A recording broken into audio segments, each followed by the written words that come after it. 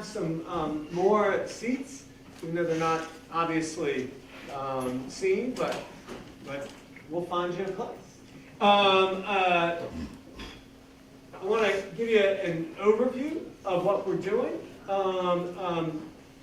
We've got two parts to this today, but really I want to even zoom up higher and say that these two parts are parts of a whole.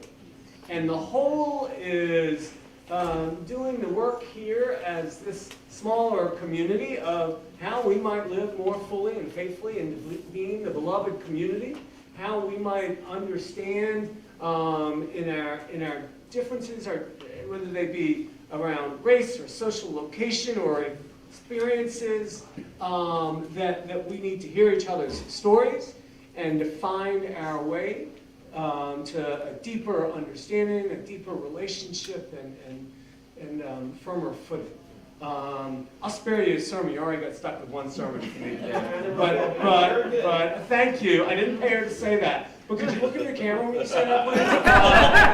Amazing sermon.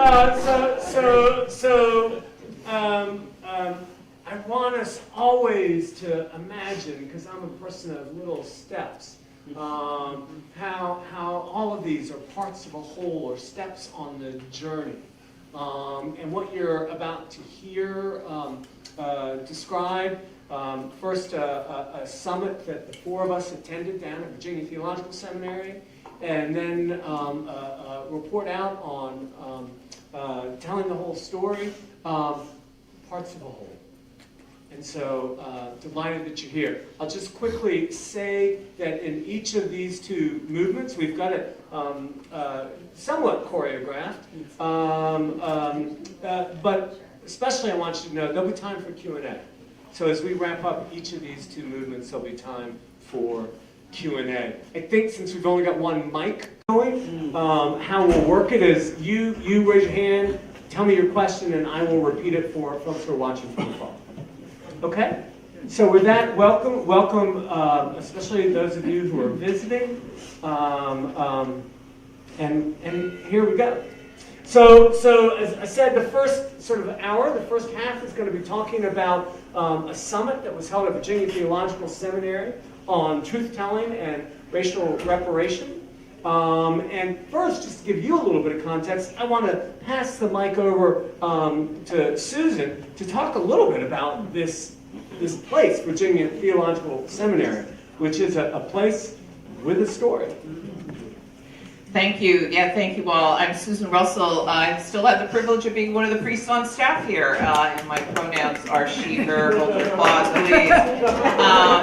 And I also serve as part of the bishop's staff, where I am the canon for engagement across difference. So all of this work that we're doing falls under both my hats. And it was in that role that I first heard about this summit that was happening at Virginia Theological Seminary. Help me, friends. I think I heard about it like 3 weeks before it happened. And it was like they couldn't have given us more notice. And I said, I wished we'd had more notice and could go. And this guy was like, well, what do you have in your calendar that week? And before I knew it, we had this august team going and attending, which really turned out to be a transformative and seminal event.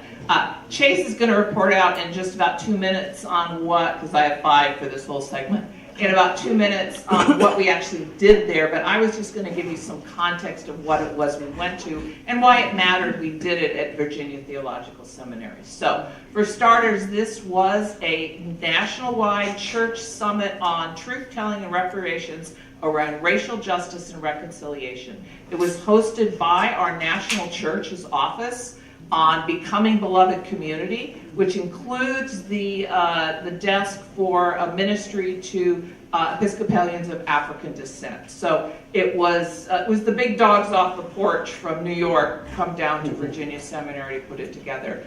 And they were amazed, actually, that when they floated this idea and put out the registration, it was filled up they were over capacity. They had to turn people away because the interest throughout the church in being able to come to do this work was so overwhelming. I hope you'll find that as encouraging as I did. Oh, there's a good, I didn't have that note. Oh, We should hang out more often. Ed Bacon didn't make the cut, so there you go. Ed, if you're watching, I'm sure you're not bitter.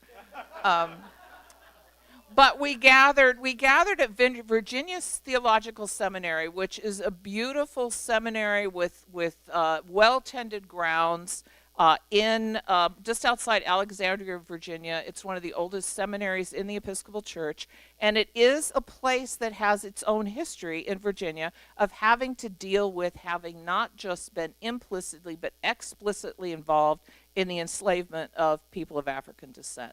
There were those who worked there. There were those who were part of the building the seminary and being part of it who were enslaved. And so those who go to school there, those who have learned there over the centuries, they are the unexamined privilege of having done that on the backs of beloved children of God who were enslaved is part of their heritage. And as they dug into that heritage and did a version of what we're doing here, which is telling the whole story, which they've been at for a decade or two, so again, inch at a time, came to the point where they were like, what are we going to do about this? And created a task force on reparations. And I'm not going to go into all the details, but we are going to have, I'm looking at Keith, I think next week we're going to be able to put the page up with resources. Okay. As I'm mentioning things, there'll be lots of resources, links, follow-up on the website. But it's a whole reparations program where they've designated several $1 million, the interest from which are going to pay reparations to descendants they've been able to track down from people of African descent who were at one time enslaved by Virginia Seminary. So the fact that we were able to gather on that both sacred and, I'll just use the word, contaminated ground, it was all about reclaiming. I felt the whole time was about trying to reclaim this space and this intention for good when it had been used for evil. And to be able to figure out, again, what do we do? We can't fix it in one summit. We can't fix it in one meeting. But the fact that people gathered there to be in that particular space, it really was sacred ground. And it was a huge privilege to be there.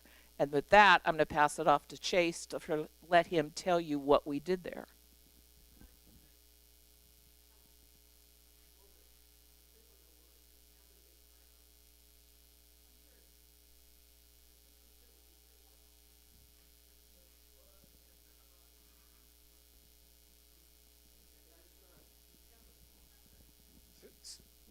I hear your pain. I account for the impact, and in my mind, where I was going was it's been contaminated by the sin of racism and enslavement, and contaminated by that evil that we deplore and attempt to overcome.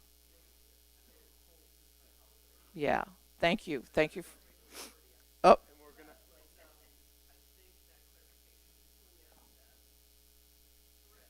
Right. Yeah. Thank you for calling that out. And that's part of the reason we're doing this work and doing it so slowly, intentionally, so we can hear each other and hear the impact of our words and be able to ask those questions of each other. So thank you.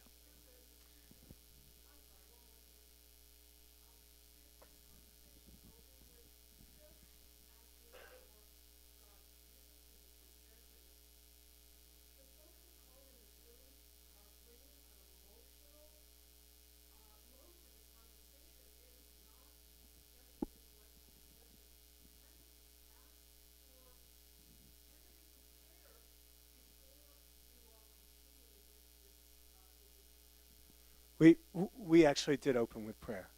Yeah. And thank God, I agree, thank God. And thank you for bringing your heart and your mind and your story. But yeah, there you go. Okay, let's get to Chase here so he can tell you about the summit. Yeah, and I think along those lines too, there's that phrase or that word in the Hebrew scripture that you see a lot in the Psalms that says Selah, right? Pause, reflect on that.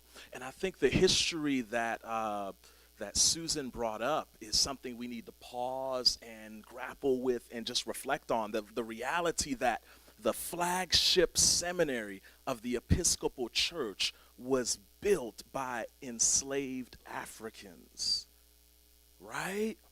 Like, that is something that requires a selah, a pause to calmly think about that. So let's just ground ourselves 2 feet on the ground in our bodies. And I know there's discomfort there. I know there's a lot of tension in our shoulders. You might come into this conversation. For me, I'm feeling it in my hands.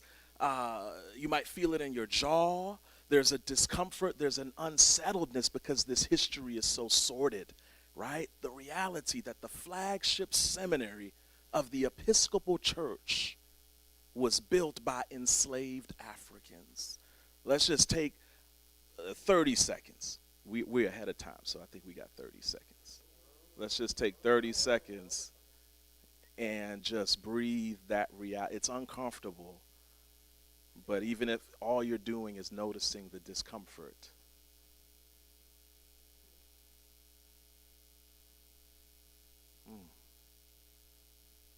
and that's hard history.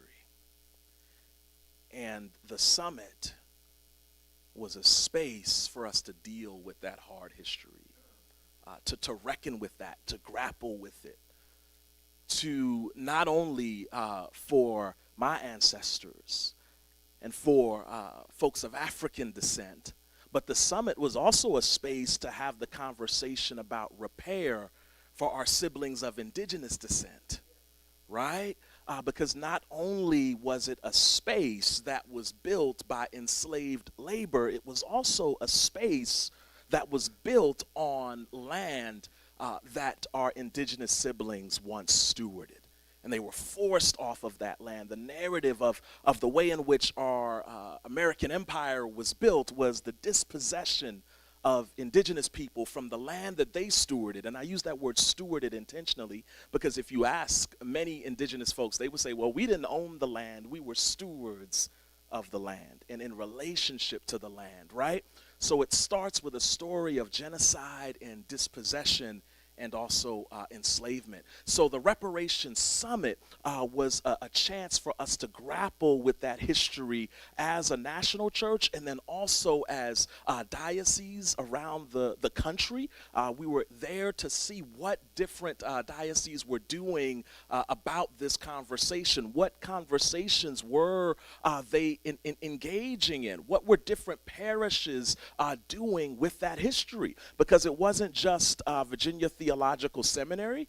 Contrary to popular belief, it wasn't just a unique issue in the South, but to borrow the quote of Malcolm X, Mississippi is America, right? So the very same dynamics that were happening in the South were also happening in the North. Right, so there were dioceses and parishes represented from the Northeast. We were representing from the West. And so there were all of these different conversations happening about truth-telling and reparations. And there was a parish. Now, I know you remember this, Brother Steve, but there was a parish there that took the time to actually, we were watching this on videos, a parish in New Jersey.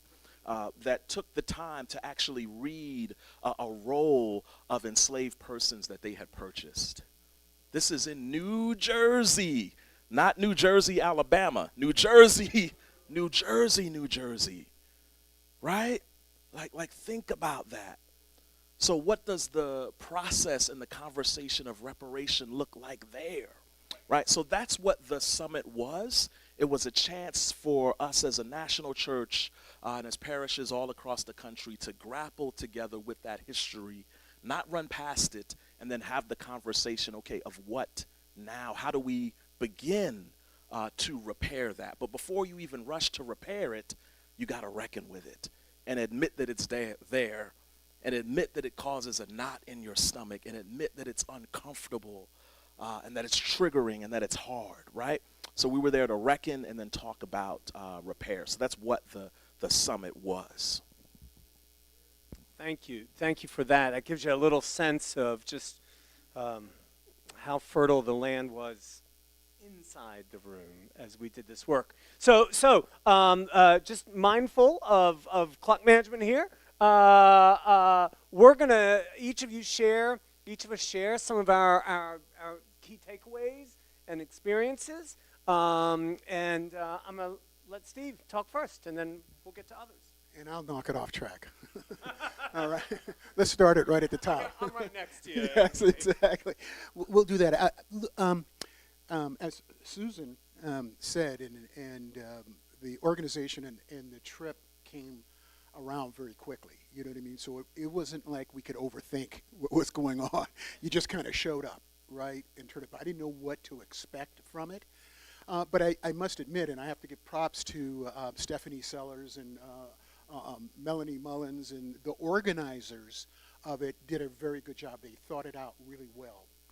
But one of the main things was when you registered and came into the place, we did not stay at this seminary. We stayed at the Pentagon Hotel. How's that? It's down the street from the Pentagon, so that's really nice. They didn't ask for ID or anything like that. So, but one of the things was that when you registered, you got a number. And what they did, and they gave you that number, was specifically so that you would not congregate in the same groups. They broke everybody up. So ultimately, when it became time to get into the breakout sessions, you were in a place where you were meeting people for the first time from other parts of the country. Am I correct about that? You know, and it was really so. I was not with Susan or Tim, and I was not with Mark when I was there. One of the benefits about that is that you heard some pretty unique stories, right? And I think that was really one of the things. One of the things about the organization of the event is that it was a 4-day event, but they had a pathway to start you off. They start you off from the basics, which was, what is reparations? What is this process of reconciliation? Are we all on the same page about it, right? And that was the first day. And then once they posted those questions, we went in the small groups at the tables that we had from our numbers, and we discussed that. And people brought in their own particular experiences from their diocese on it, right? And I think there were probably, I think it was around 34 dioceses around the country that were there. Maryland, Virginia, Chicago, Florida, Texas. I mean, this really was, Minnesota, from around the country. Two things that I met some incredible people, okay? One story I just wanted to say, maybe two. You haven't started your clock yet, right? Okay. I'm right next to you. Okay. All right. One of them was this, and I'm just going to think about her name right now. Her name was, where did I put her? She was from North Carolina, Wilmington, North Carolina. And I don't know if you're familiar about Wilmington, North Carolina. Part of the process, the whole process, was encouraging churches and congregations to dig into their archive, because that was the beginning of the history. The example that Chase gave ultimately was this New Jersey church did not know this history that they talked about. And one of the aspects of it was the bishops owned slaves. Okay? The bishops of the Episcopal Church owned slaves. And the selling of those bodies funded endowments. And some of those endowments, one of those was in existence up until last year.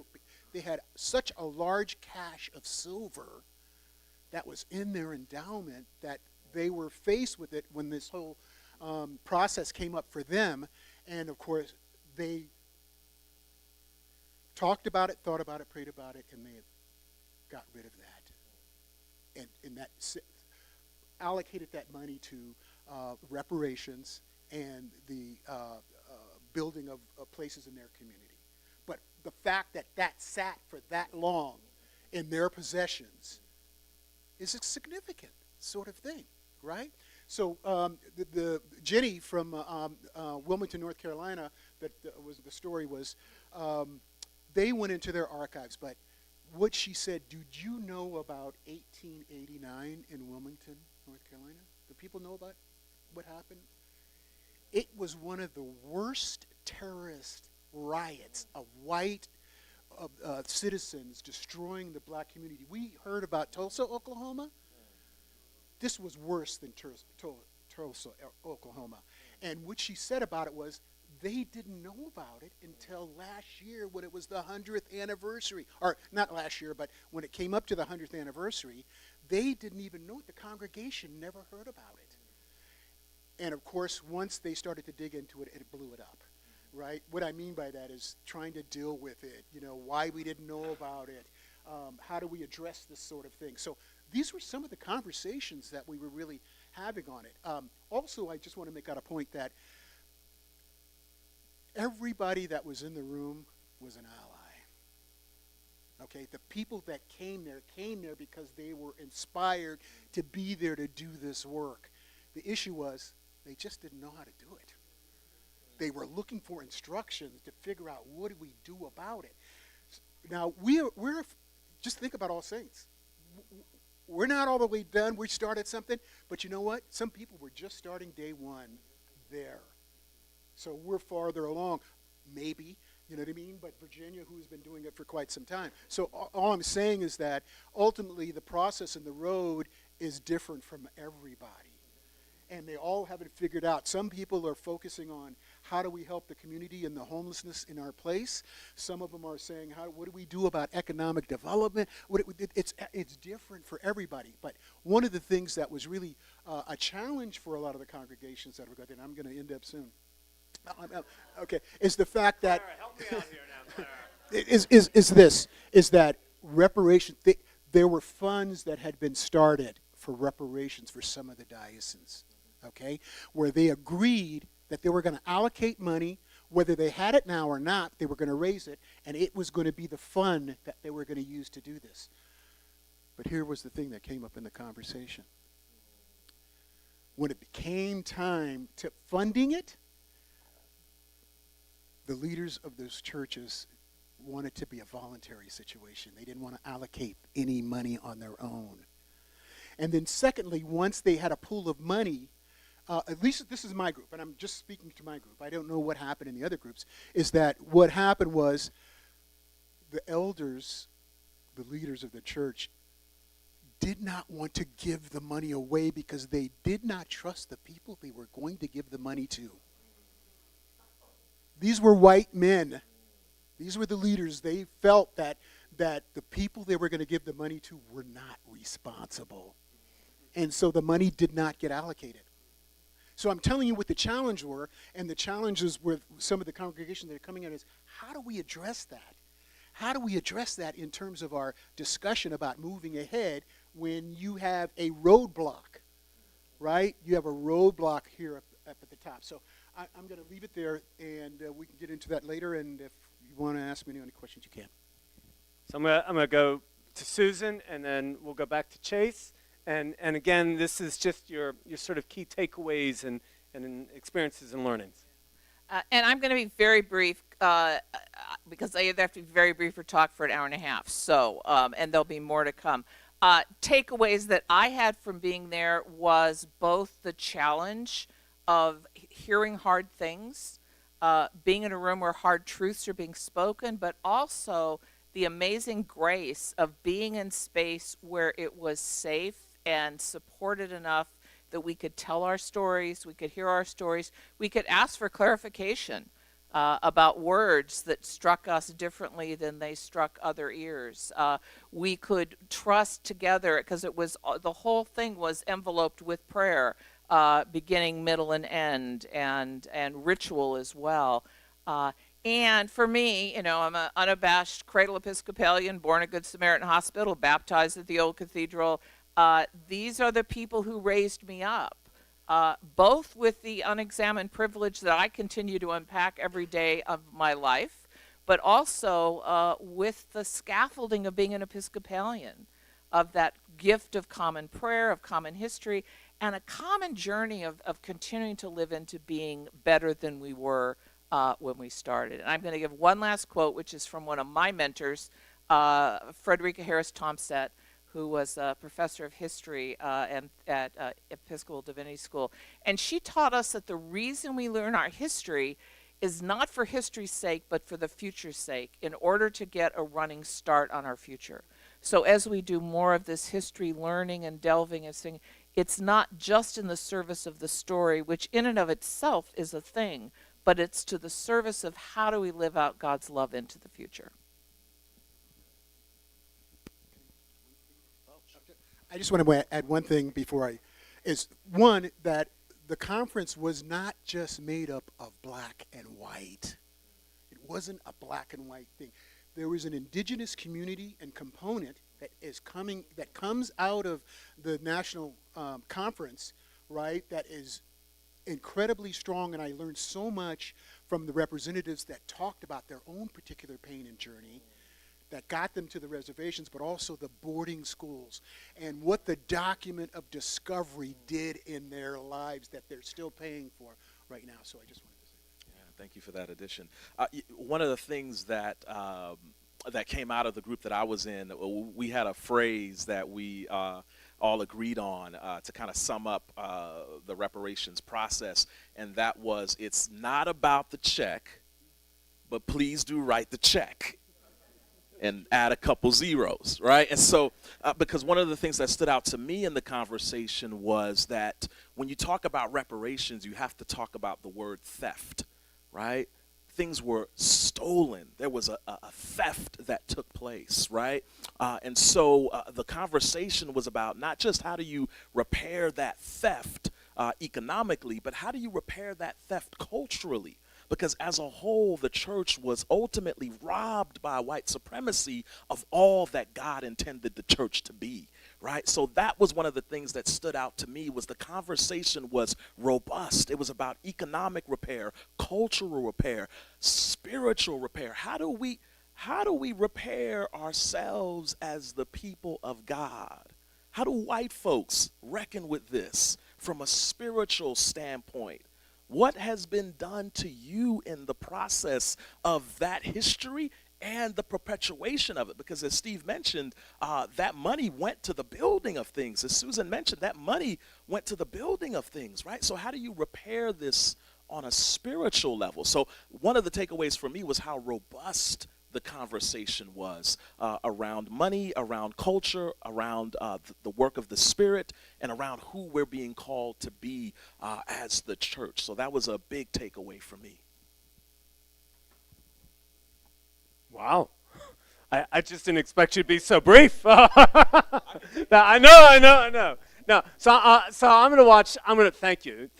I'm gonna watch the time a little bit and offer one sort of programmatic takeaway from me, and then one denominational takeaway from me. So the programmatic takeaway for me that was so helpful, and you kind of alluded to this as they were rolling through the days, is the sequencing of the work. That is to say, so first it starts with storytelling, and then it starts with a deeper reckoning and accounting, and then, and only after you've done that foundational work, then can you start talking about reparations, which is, sort of a, maybe it's a more nuts and bolts way of saying a little bit what Chase was just saying.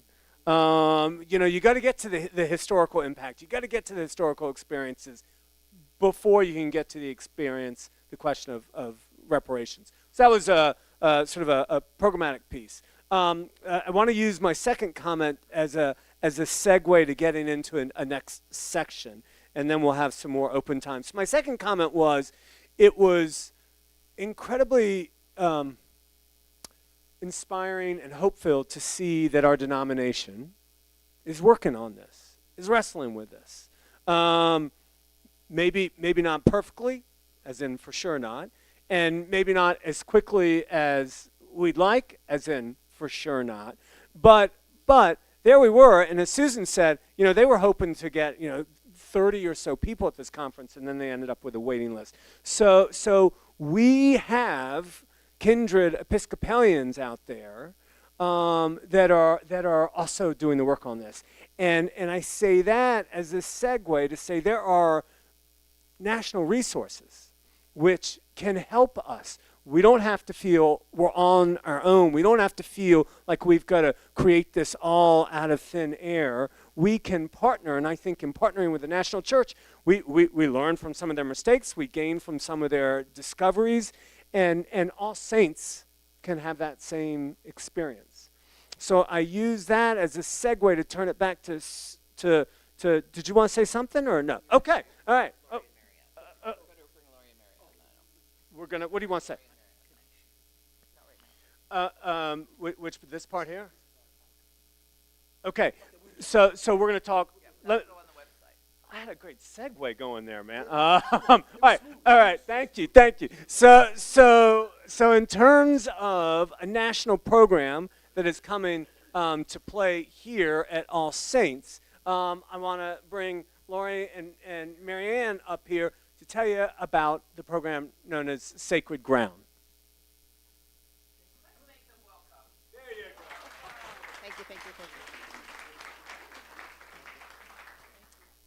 Thank you. It's wonderful to be here. Is this on? Am I good? Yeah, it is.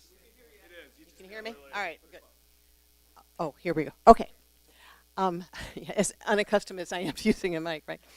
So the question is, and thank you for this panel. This is very inspiring. The question is, what is Sacred Ground, the name of this program, and why is the Holy Spirit calling us into this work now at All Saints?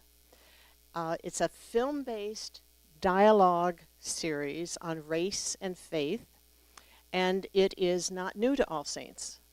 Some of our staff and parishioners were part of the program that was launched in 21 by the diocese, and we actually helped launch that.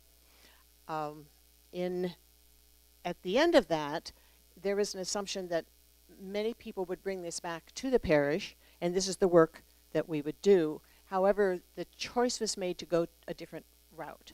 So now we're back to Sacred Ground, and we're ready to launch it here.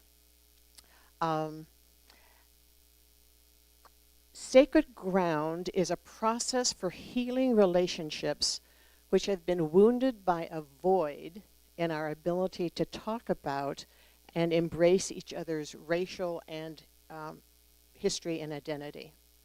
So we know that Sacred Ground will help us move forward. This is not the end of the work, like when you finish Sacred Ground, then you're done. This is like helping us move to the next step, whatever that is.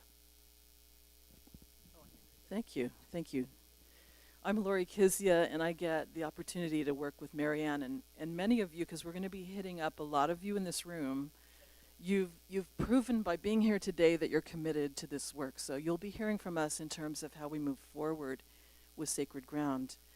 I think the next question for us, many of us in the room, is why now?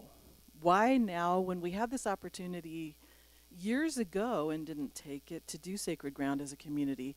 Why is it now becoming a parish initiative, a formal parish initiative?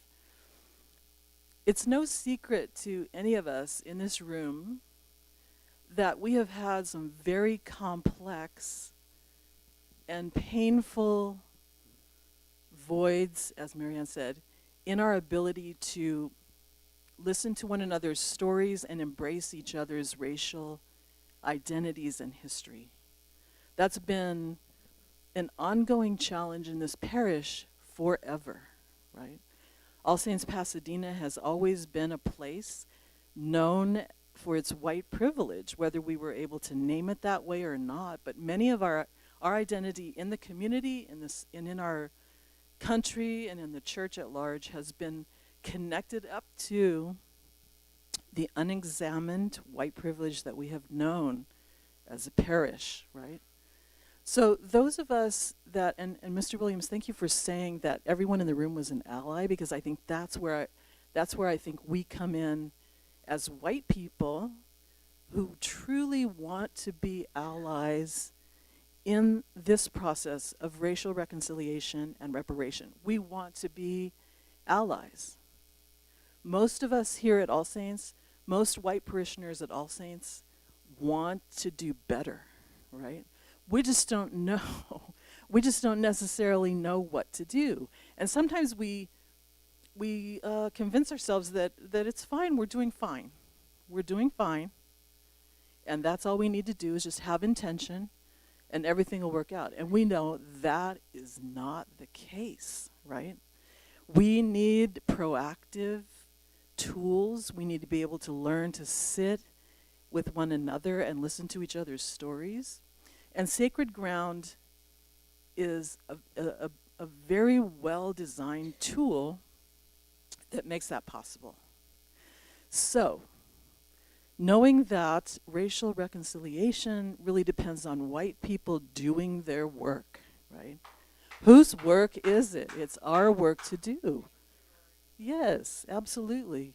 I want to do my work. You know, I want to be the best ally that I can be. I want to be part of the healing process.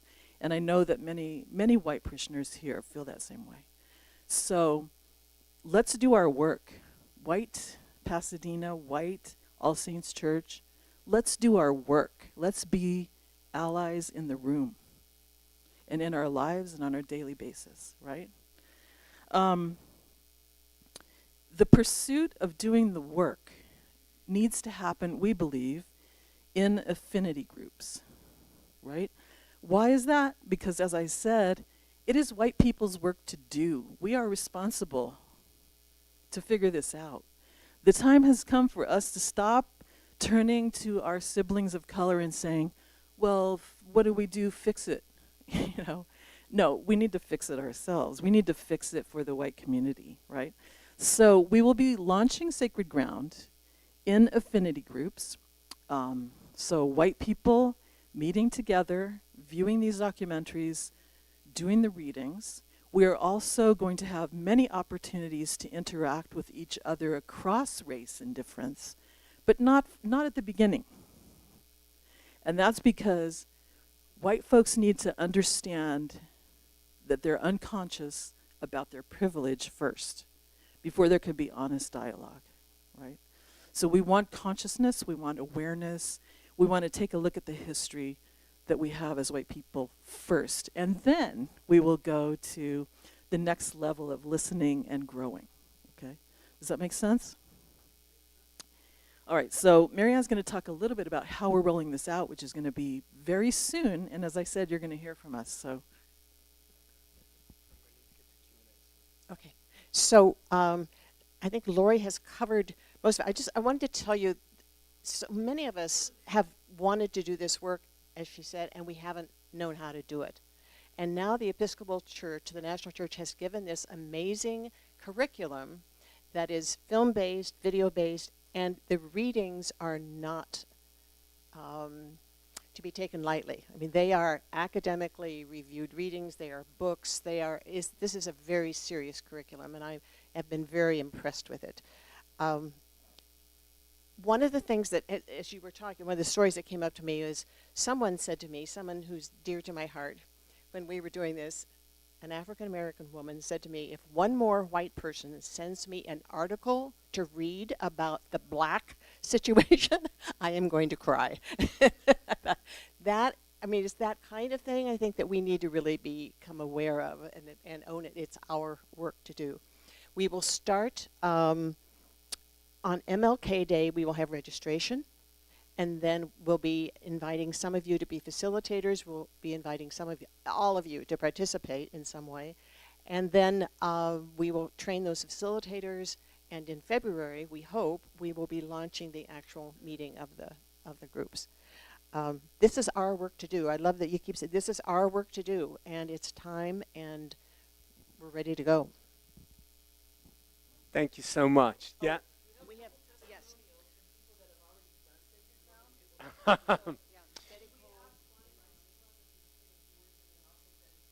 Okay, so I'm going to play timekeeper here because we got to make sure we get Q&A, and then Steve's got some takeaways that I think are important for us to hear.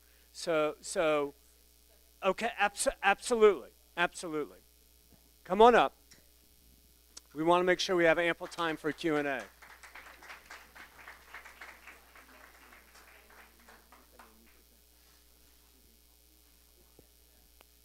thank you. Thank you. I'm Bonnie Rice, and I participated in the Sacred Ground series in 2021 when it was offered by the diocese, as did Betty and 8 other people from All Saints. And for me, the real strengths of the program, and I've been doing this, my first interracial training was in 1972, And I've been to every one I could get into ever since. And every time I learn more and go deeper. So this one, because it was steeped in the culture of Episcopalianism, has a lot of pluses in being familiar and having that commonality. It has theological and spiritual grounding. Lots of resources are available, as people have mentioned. They're well designed. It's based in that beloved community model that we've talked so much about. So this sets us on that path of how do we get there. And then people have talked about that it's multimedia. It certainly is looking at both history and how we got to where we are today. And then where do we go from here?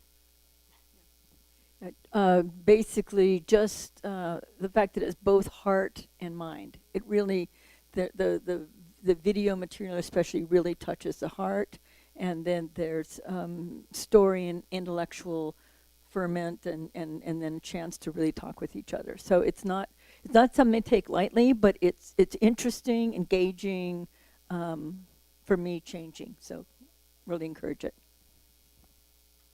Thank you. Thank you.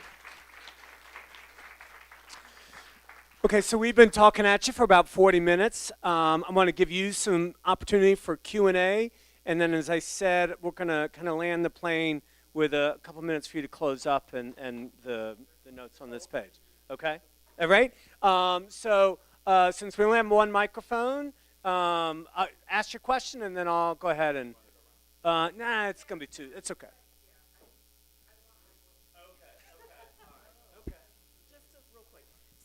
I'm so sorry. I'm going to take some time because I just need to say this. So we at All Saints have been trying to do this work for a while.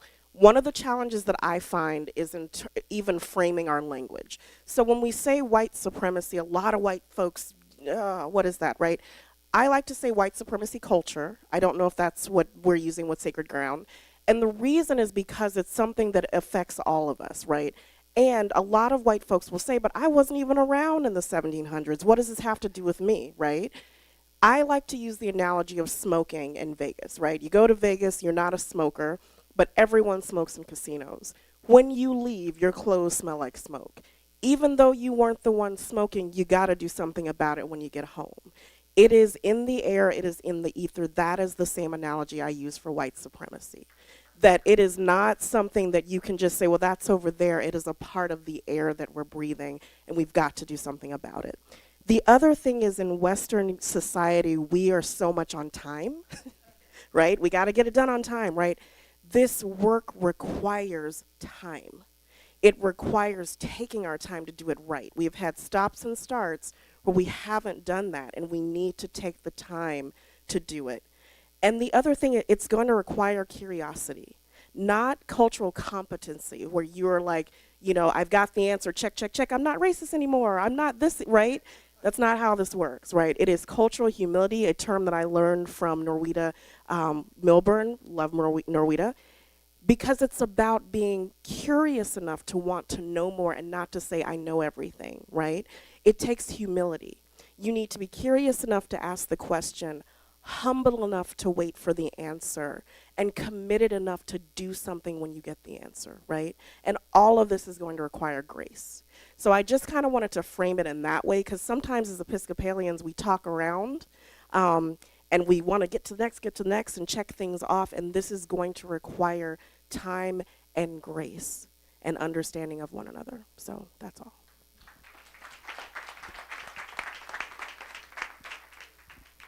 I just wanted to ask the panel, what was the African American participation in this whole event that you participated in?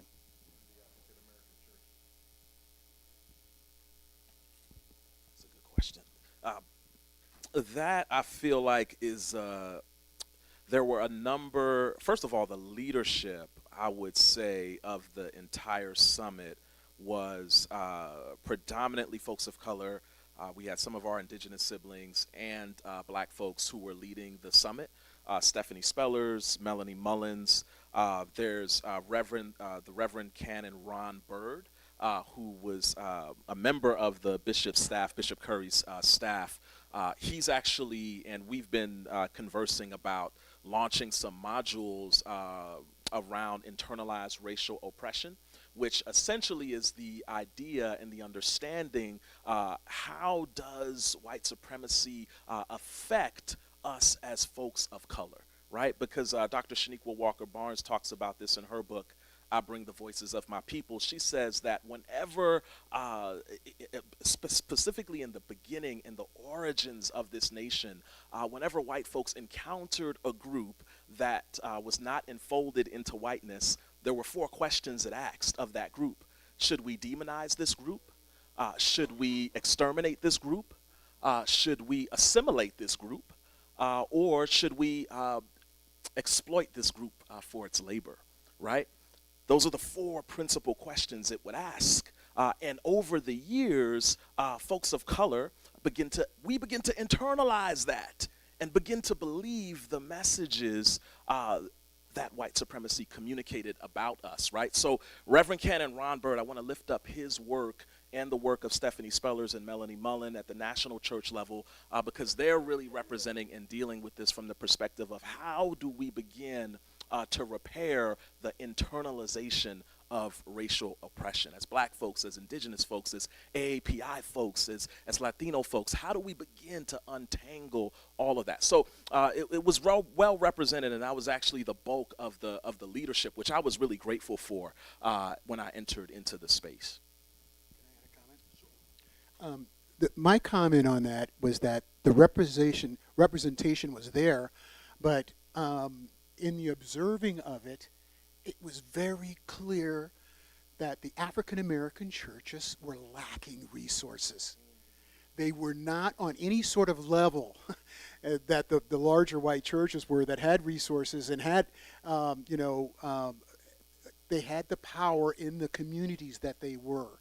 A lot of the black churches were split off from those, right? Even from the standpoint of when migration started to happen from the urban areas into the suburbs, they went to the suburbs also, right? But they still stayed that way. Those churches that were integrated, and the conversation always was there was tension, right? So it was great that they were there and their voices were heard. So I learned a lot about that, right? The numbers, I don't know if it was a 50-50 split when it came down to it, but it was quite a bit, it really was. But historically, it was very clear that the resources that were needed to keep those churches together is the issue of reparations. Yep. Get my steps in. Yeah, there we go. All right. So first of all, I want to say how inspired I am and how hopeful I am for all the work you guys are doing for us to get involved. But one of the things that I found really hopeful was when you first started with us sharing our, the listening groups. That was really, really important. It made it very safe for us to share our feelings of what happened when Mike left or when he was here or whatever. To me, that was like the seed that you planted, for me at least, to have the courage to realize that this church is safe to share our stories, even if they're painful stories, even if they're shameful stories. And I think when you start doing this, when I started reading all those books about being white and white supremacy and all of that, I'm like, okay, I'm going to start making some black friends because I didn't have any, whatever. And I messed up royally. So I guess what I'm saying is, me as a white person, I'm going to mess up royally during this process, but I'm feeling inspired, or I feel safe that if I mess up, it's okay, because that's part of the process, and that we're doing it. I don't know how to say it, I guess. It feels safe. That's what I'm trying to say. Well, it really goes to the word humility that Monique gave us. And, excuse my reach. It goes to the word humility that Monique gave us, and it also goes to the importance of beginning this next stage of the work in affinity groups, because as a white person, the last thing I want to do is commit a microaggression, or maybe not so micro, to someone that I care about. And so, anyhow, we're hoping that everyone can not only enter feeling safe, but walk away feeling safe too. Yes, ma'am.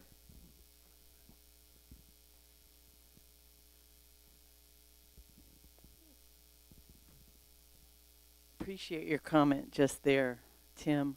I just have to again just speak what's here, and that is that many, not all, I'm not a spokesman, black folks here don't feel safe in many situations based on what's happened. I'm not even going to get into we're here because of what happened, and I won't speak my beloved ex-pastor's name. But also, many of those black parishioners are gone and won't be part of this work because they feel so unsafe and rejected. And I've been here almost 20 years, and the only reason I'm here now, and I've met with Tim, is to just see if we do the work. But I want everyone in this room who doesn't know, most of the black parishioners have left and do not feel safe and felt very, very abandoned. And it's hard for me. And some of you know me very well. Susan, Laura, many of you know me very well. I feel unsafe coming onto this campus. I feel uncomfortable. And the only people right now I can safely interact with are those people who, and I'm talking of non-black people, who I already have very deep, trusting relationships with, which are many. And so that's the other reason I'm still here. So I just needed to say that. Thank you for so bravely saying that. Takes a lot of courage to say in a whoops. That takes a lot of courage to say in a room this size. And I know we're on time now. We're back on time. But before we go to I think we got time for one last question. But before we jump into that, that is such a vulnerable thing to share. I don't want us to rush past that. So let's just take 30 seconds. I think we got 30 seconds to just hold some space for Selah, to just hold some space for the grief of what our sister Sharon just shared, right? Because regardless as to where you enter the conversation, that is something to be grieved, what she just shared. So we can come together and collectively grieve that, amen? So let's just take 30 seconds to just collectively grieve that in silence and some breathing.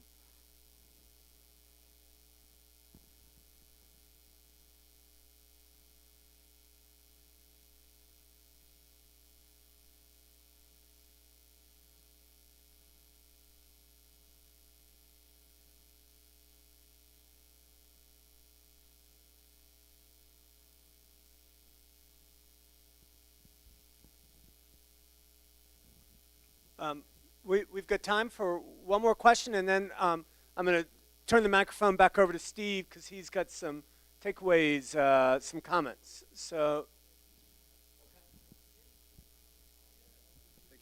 Rich Hope, I'm glad to be here to learn and to listen. One comment or question I have is, so if I'm understanding correctly, the Sacred Ground was a program diocesan originated as far as All Saints was concerned several years ago, 3 or so years ago, and it was short-stopped or not implemented here. And so as we begin again in terms of telling the whole story about now we're trying again, what are some of the things we need to overcome so that we don't come back in 3 more years and say, you know, we're going to start this program again?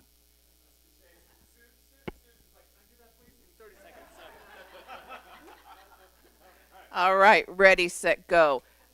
I will pay you later. That is a critically important question as we move into this new paradigm, and we're working on both transparency and equipping ourselves to do the work we need to do forward. What we're going to attempt to do is return to some of the models that worked for us in the past, not for the past's sake, but because they worked. And that's about, you notice who came up and are launching the program and coordinating it. Not 2 staff people, 2 vetted, veteran, gifted, powerful women, parish leaders, sorry.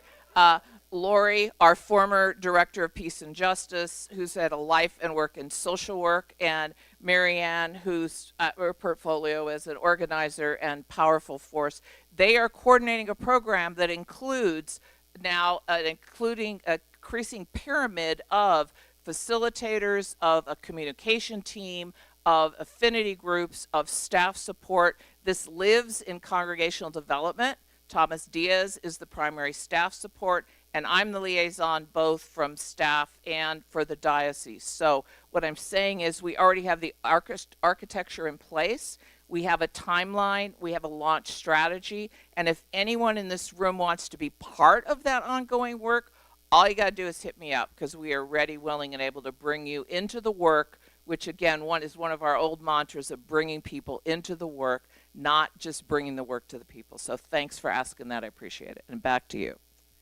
So we're going to end by turning back to Steve. You've got some notes here from the conference and some final comments, and then we'll land this first half and transition to the second half. Great. And just to tag on to Susan, because Susan and I have talked about this, is that sacred ground is really designed for white parishioners, right? But let's not forget that as African Americans, as Sharon shared, we need our own space also to be in a safe space to talk what we need to do. Reverend Ron Bird, that Mark introduced, there is a program that we're going to include and do this in parallel and whatever. So I just want to make sure that that's understood. If there's an opportunity then to engage in and offer something that those people who have left can engage in, if that is so being, we want to do that. That's really what that is. Okay. All right. So one of the things I wanted to end up with is just because of the VTS is how do we end it, right? Where did it end? What was our takeaway from that particular event? Because what ended up happening was that we were there for a purpose, right? And the goal was at the very end of it, when everybody left, that they would have designed a strategy of what to do going back, what skills they learned there, what conversations they had to say, how do we implement that in our own footprint? All right, so what I wanted to do was, at the end of it, after being in on all the breakouts, we had Mark, myself, Tim, and Susan were in our own group, right? And we talked about what our place in terms of All Saints was and what we could take away. This is too deep to really go into fully, but I wanted to let you know that what we did is everybody had to put together a quadrant, right, of things. Right, and that quadrant was the work, was next steps, resources that you had, and also the needs that we didn't have to fill them in, okay? Now, we're going to put this up on the website, you said. But I just wanted to run through it just so you said it. The work was define goals, truth-telling, relationship building, reckoning, and repair. Action. Repair is an action item, okay? And on the bottom of that is the St. Barnabas story and relationship, a microcosm of the work. The next steps were resources.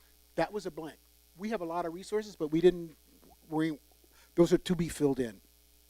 And the next steps were who leads this Christ-centered conversation. Well, Sacred Ground is part of that. That's what we're implementing. Reboot, the truth-telling. Where are we on the telling the whole stories and how we move forward? Forgiveness and grace. We have to that has to be a part of what the process is, okay? And then also trust building, concurrent as it goes along, consistent, internal, okay? Root all this work in the fourth quadrant was needs, external experts, tools for each audience in Sacred Ground, internalized oppression, what our stakeholders and groups need. Each stakeholder and group needs. People need to feel safe and validated for the work they're going to be doing. Understand unique cultures that exist. So you can see these and we can dig into them a little bit later, but I just wanted to say we walked away with kind of a framework, all right, out of those 4 days. So. Yes, ma'am. said on resources, I'm thinking it should be a line item on a budget for the program. So, and I'll end this half by also commenting on the resources quadrant and say, look to your left, look to your right, look forward, look backwards, and you'll see resources. And I, for one, am incredibly privileged to have shared this summit with Steve, with Chase, and with Susan. So we can do this. So thank you for the first hour. If you need to get up, shake it out, because we're going to get a second part. Remember, this is a part of the whole that we're trying to build. We're going to get a second part from telling the whole story, and I guess you guys don't go anywhere. Okay. All right. Now, before you stretch yourself off campus, let's stay and stretch, stand up. We'll do about 3 minutes. There are Sacred Ground flyers if you need to grab one of those. But just take a couple of minutes to stretch if you need a bio break. But come on back, because we're going to talk about specifically how we're doing this work here at All Saints.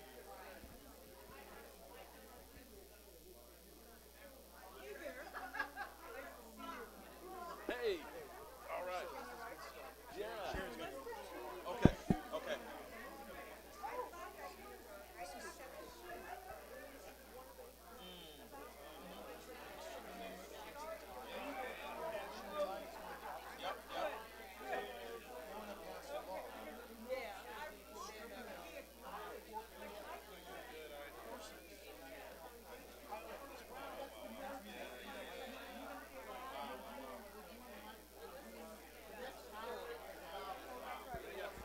I've seen that. Yeah, yeah. It's insane. Yeah, yeah. And it's coming. Yeah.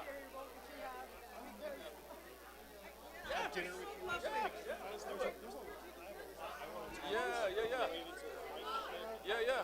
Let's connect. Let's touch. Please shoot me an email. You got my email, right?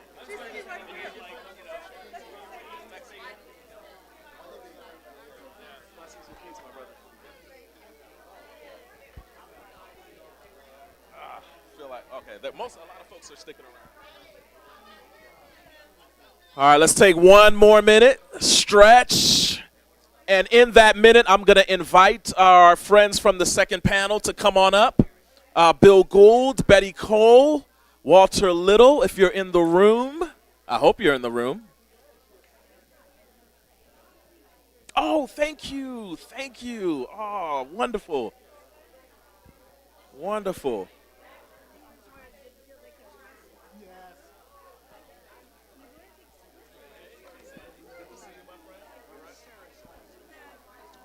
Oh, from Nolan. Yep, Sarah Nolan. Sarah Nolan is the one who commented on feeling unsafe. Oh, no.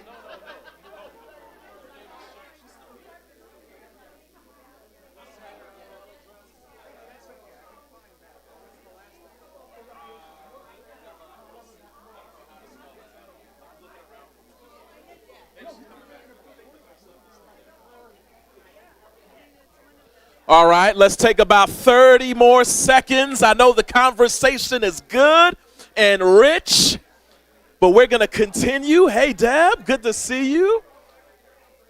All right, let's make our way back to a seat as we continue this conversation. You want to switch so that the mic doesn't have to go. Oh, here's your jacket. Thank you, sir. All right.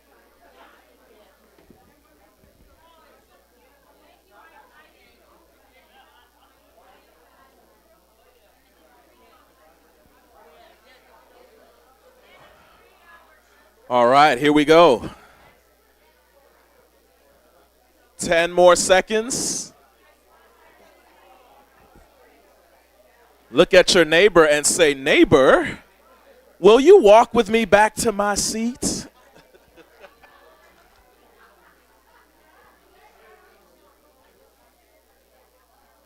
All right.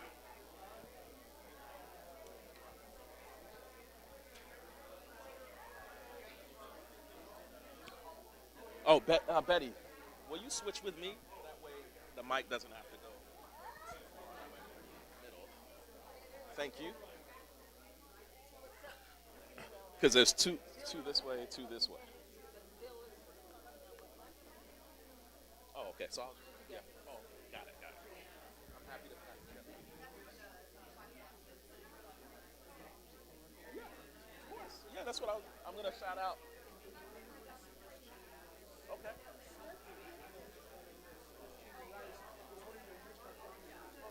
Oh, okay. All right.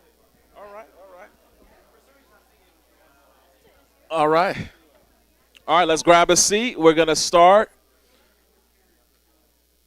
And as we start, we've got a wonderful resource list on the back table there of different books and articles that as we all continue this work will help inform us along the way. And one of the resources that I want to specifically highlight, not just because I put the book out there, but it's a book called My Grandmother's Hands by Resmaa Menakem. And he talks a lot about what he calls and coined somatic abolition, which is how do we abolish white supremacy and anti-blackness and the charge that comes from these systems of oppression as they reside in our very bodies, right? This is a bodily thing. So as we transition into the second portion of this panel, I'm so glad to see that y'all made it back. I love it. Thank you. As we transition, let's deal with the charge in our bodies, right? Just again, pay attention to where there's any tension. It might be in your tummy. It might be in your shoulders. It might be in your feet. Any tingling, any sensation. As we just honor our bodies, we cannot leave our bodies behind in this work. For, as someone mentioned earlier, this isn't an intellectual exercise. This is also an emotional, a spiritual, psychological, and a bodily exercise. Because even as we know, quote unquote, all the right answers, if we don't pay attention to our bodies still reflexively respond to that which we've been conditioned for hundreds of years to respond to. So let's listen to our bodies. Just take a deep breath in through the nose, sigh it out through the mouth. One more time, just take a deep breath in through the nose. Sigh it out through the mouth. Holy God, we thank you that you know exactly what that sigh is about. Holy God, we thank you that you are intimately involved in this work. Spirit of the living God, we call on you in this space. You're already here, but there are times where we're not aware of it. Would you attune our attention and our awareness to the work that you're doing in this space among us as a collective and in our own individual hearts, minds, and bodies. Spirit of the living God, teach us, lead us, guide us, help us be resources to one another, as Reverend Tim said, as we continue in this work. In the name of the great healer Jesus, we pray. Amen. Amen. All right, now give it up for yourselves. Y'all made it back. All right, this is a 2-hour conversation, and y'all are back for more. So if you don't know me, my name's Mark Chase, and I have the honor of being one of the associate rectors here at All Saints Church. And I am just really encouraged to be joined on this panel by some incredible people, because even as we talked about the conversation that's happening at a national level, how many people know that we've been having this conversation as a church for quite some time, right? So we've got 3 distinct committees that we call Telling the Whole Story committees. And we've launched 3 of them so far. One centered on telling the whole story about the land that we sit on. If you're on the land committee, can you just throw up a hand? I see a couple of y'all. Hey, Hannah. Hannah's done so much work. Can we give it up for Hannah Earnshaw? Right? Hannah's done so much work and research on the land committee to understand how it is we came to be on the land that we're on and any repair that needs to be done around that. And we've been in conversation with our Gabrielino Tungva siblings about what repair could look like as it pertains to our land. We've also been telling the whole story as it pertains to our iconography, right? So the stained glass windows, but not just the stained glass windows, but really what is the story that our campus and that our sanctuary preaches before anyone has even said a word, right? Because our building is always preaching, right? And we're looking at the work of the infamous Leggett window, right? How many people know which way? If you know which window I'm talking about, don't raise your hand. Just blink. Just blink. All right. Thank you. I see those blinks. All right. Thank you. I see those blinks. And this committee, which launched about almost in earnest about 8 months ago, is telling the whole story as it pertains to All Saints' history of racial segregation, right? Again, we talked about Selah and not rushing past phrases and words. Let me just repeat that. All Saints, Episcopal Church, Pasadena. All Saints' history of Jim Crow segregation. And the result that created St. Barnabas, our sister church, less than 3 miles away on Fair Oaks Avenue. As a matter of fact, we have an esteemed member of the vestry, Marco White. Marco, throw up your hand, all right, from St. Barnabas Church, right? And so this committee is devoted and dedicated to telling the entirety of that story. And as we started out, it broke into 3 distinct subcommittees because we realized, you know what, this work is threefold.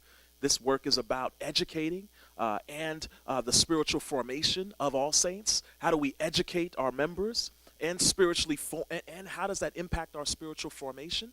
And then also, as we educate, we also have to be in relationship because, again, when we talk about theft and reparation, it's not just about enslavement and that history. It's also about Jim Crow and the theft that happened in Jim Crow. And one of the things that was stolen from All Saints was never allowed to be the church that God was calling it to be, right? So how do we repair relationship? And then there's also a repair subcommittee that's going to be having some conversations about, what does this mean economically, right? Because, All Saints has a lot of priests. St. Barnabas has, one priest in charge, right? And there's a reason for that. There's a reason why All Saints campus looks the way it does and is valued at what it's valued at, and St. Barnabas doesn't share in that same economic wealth that was stolen, right? So we're having some real hard conversations, and Tim and Walter and Al are meeting with the vestry at St. Barnabas and Mary Ann Zahn to talk about that, to wrestle with that. All right, so I've talked enough. Would you believe it? I'm going to, the centennial, is that what you want to mention? Okay, go for it. I just want to put a note on it that ultimately this new journey that we're on about St. Barnabas came up after the 100th anniversary celebrated at St. Barnabas Church. And in that celebration, there was an absence of even acknowledgement from All Saints. Nobody was there.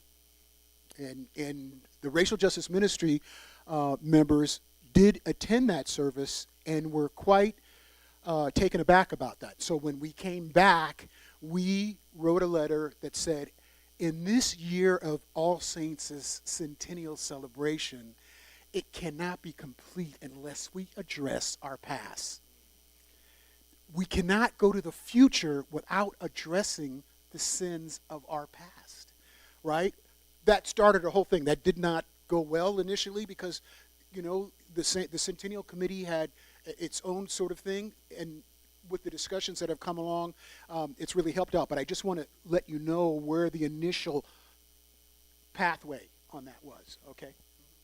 Thank you, Brother Steve. And so with that being said, I want to hand it off. And also, parenthetically, well, not really as a parenthesis, you're very, very important. If you are on this committee, can you just throw up your hand? I see some of you out there in the audience, Al, Mary, Bucci Bush, Gloria Antal, Lindy, Terry, Bonnie, right? I know we're all up on it up here, so thank you. Can we give it up for, right, when we talk about owning the work, right? Thank you. So now I just want to hand it off to each of the subcommittee members that are represented here. And just, so now that we've defined what this committee is, what the subcommittees are, can y'all just catch us up? What have you been up to in the last 8 to 9 months, and what are some surprises that you have found along the way as you've been engaging in the work? So I think I'm starting with you. Is that right, Sister Betty? Are you ready to go? Steve, you're going to start. Okay. That's what I got. Okay. And can you just introduce yourself? I will. I have a broken left hand, and I'm left-handed, so I couldn't even hold the mic that way. So my name is Betty Cole, and I am on this committee. I'm a retired teacher for many years, so it was appropriate for me to get on the education committee for how I've also been part of the choir and the Monday night meditation group for many, many years.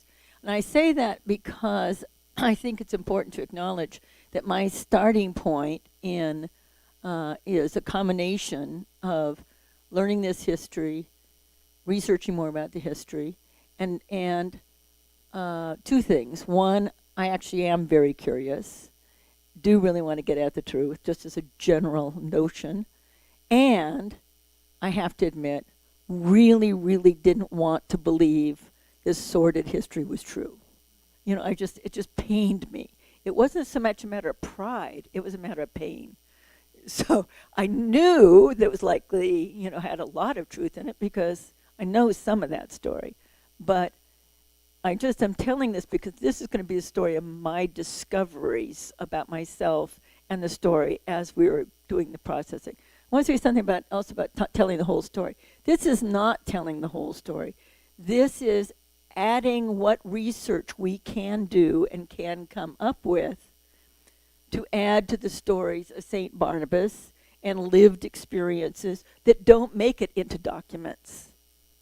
You know, what isn't said or can't be derived. So this is simply the new discoveries adding on to it. It's more of the story. So just 15 minutes, I'll go for it. So that we started with the St. Barnabas website story and talking about the founders. And one of those key founders was the name Georgia Weatherton. So we went to look for Georgia Weatherton. And where would she fit in the newspaper accounts? Where would she fit into terms of our own story? And I was quite astonished to find that she actually was a member here. A member.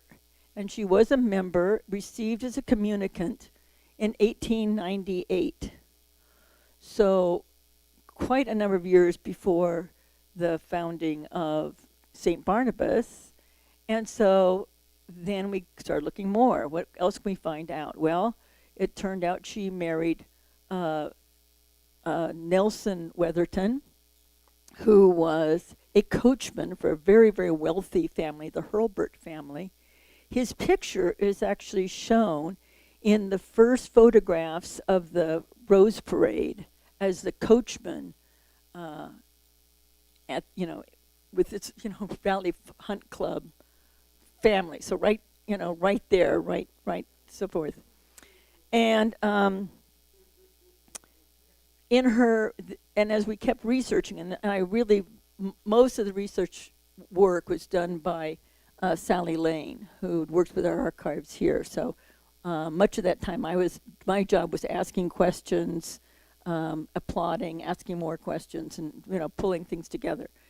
In her obituary, 1936 obituary, we were up for another surprise. It said that she was a lifelong member at All Saints, maintained her relationship, her membership here, and that her son, that would have been Edward, who unfortunately was killed in an accident quite young, but before that was in the boys' choir at All Saints.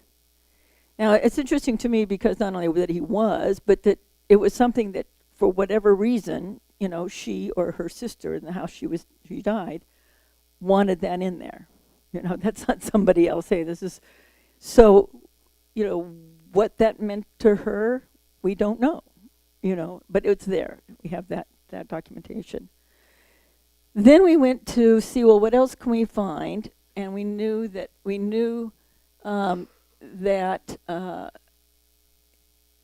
the founding of St. Barnabas was as a mission church at a time when mission church were developing all over the place. St. Mark's, what became St. Mark's, was developed as a mission church at almost the same time that George Weatherton was asking for St. Barnabas to be recognized as a mission church. There was another mission church being proposed over on Chester Avenue. And so it may have been partly that this was a mission-oriented moment in time. The sort of beginning of the new century, the Pasadena is becoming bigger, noticeably bigger, and somewhat wealthier.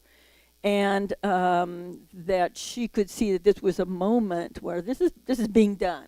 And if it's being done for those groups, it should be definitely done for us. This should happen. Now, that's about 1909. And we went to the diocesan records, LA diocesan records, and it turned out St. Barnabas is a mission not of the parish, not a parochial mission, but a diocesan mission. That she went to the diocese for that support. Now, we don't know why. Theoretically could have gone to All Saints. It might have been because St. Philip's was the first black Episcopalian church in Los Angeles. So it would mean that by being connected to the diocese, it would have been more directly connected to St. Philip's. And indeed, that did happen. Reverend Cleghorn, rector at St. Philip's, became the sort of main contact in sort of guiding them as they got started. So that turned out to be a good call. The thing that is striking, one of the things that was very striking to me is that the first documents we have is 1909. She's organizing what had earlier been the St. Mary's Guild, now the St. Barnabas Guild, in her home.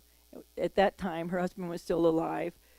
It was actually not very far from where is now the Huntington Hospital, but on Fair Oaks, and that they were meeting and starting to think that way, and they're organizing minutes. How are we going to raise money for this? How are we going to get the word out about this? What are we going to do? And that effort kept on for years and years and years until the first property was attained and money for a house to be put onto that property in 1923.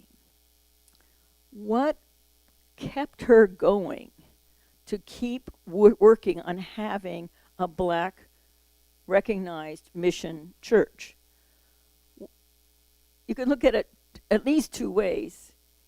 Surely, if she was felt that she and her husband and child and neighbors and the people that were Episcopalian were entirely welcome at All Saints, there would not have been a need for that church.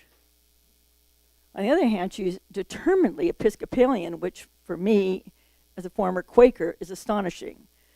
I should think, why did you just give up on these people?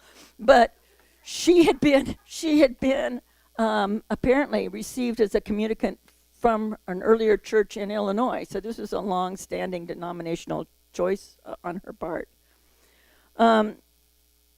So the other thing about the relationship that's interesting is the people who gave money for the land, in both cases, and the church itself, were not All Saints people. They were St. James people.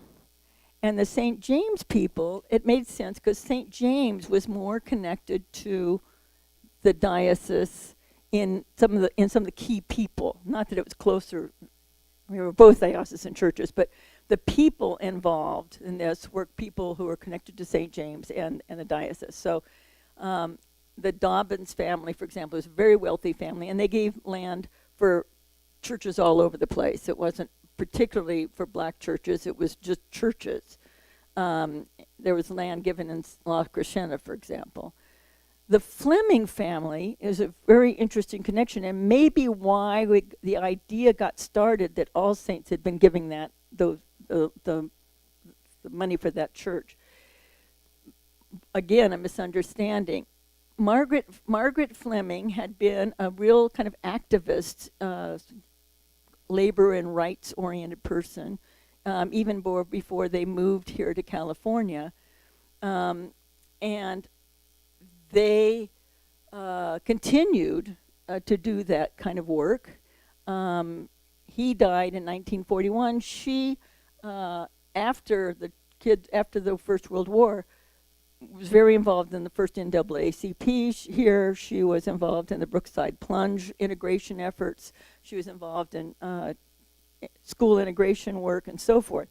So one of the myths is that, this church was given basically in order to get those, other people, those others, out of the hair of All Saints. That I don't think is true.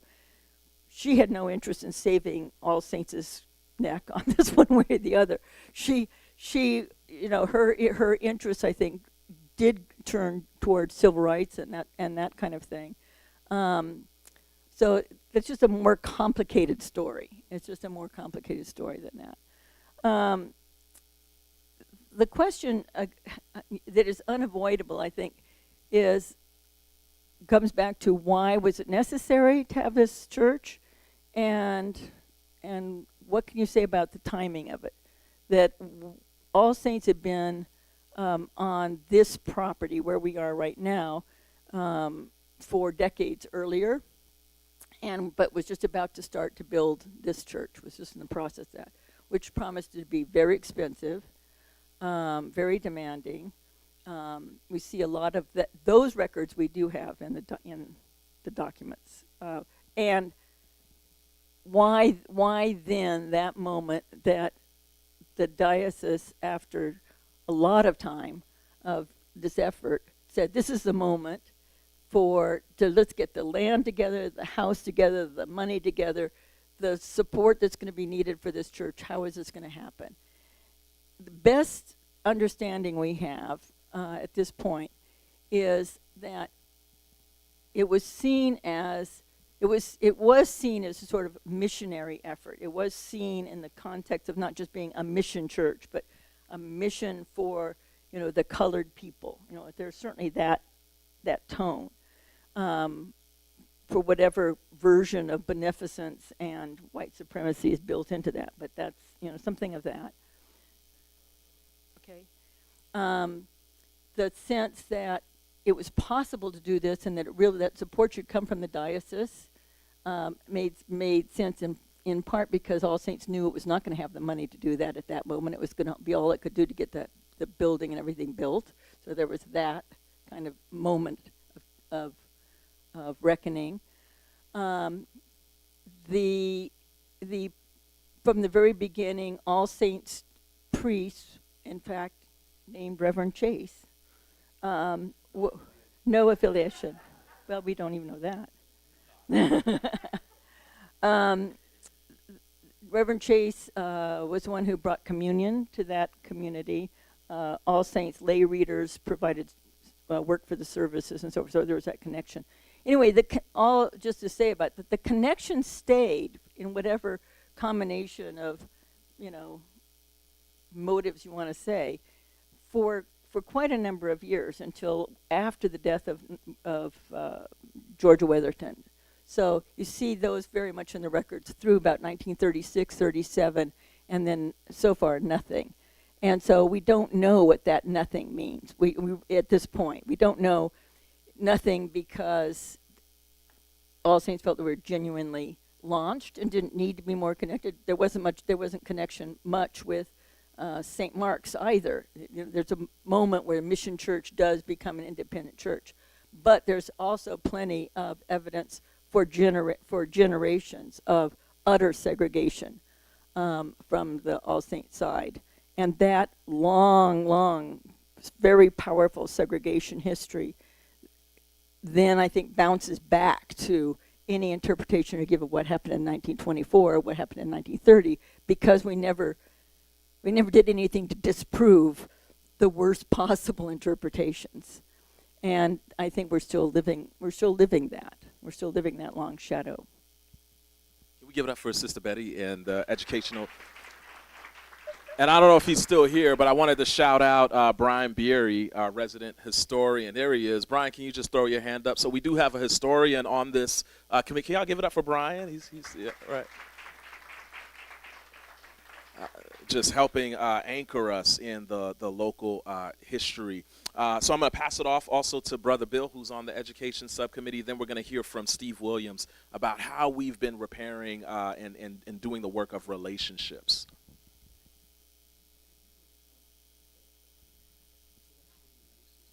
Yeah. Celeste Cheney Rice. Celesta, all righty. Give it up for Celesta Cheney Rice, y'all. Yes, this Celesta is significant because the Colors Ministry, which was the precursor to the Racial Justice Ministry and the Racial Justice Advisory Board, she was one of the founders, her and her husband, Stephen Cheney Rice, right? So we've spent 3 hours on an interview together because we're doing a history of colors and its significance in the All Saints Church. So I just wanted to give props to you for being here. Thank you. Definitely. And as we talked earlier about this work beginning again and again, the beautiful thing, the good news is that this work is iterative, right? And so each iteration stands on the iteration before it, and where we are would not be possible without the previous generation. So thank you once again. Can we give it up for Celesta Cheney Rice? All right.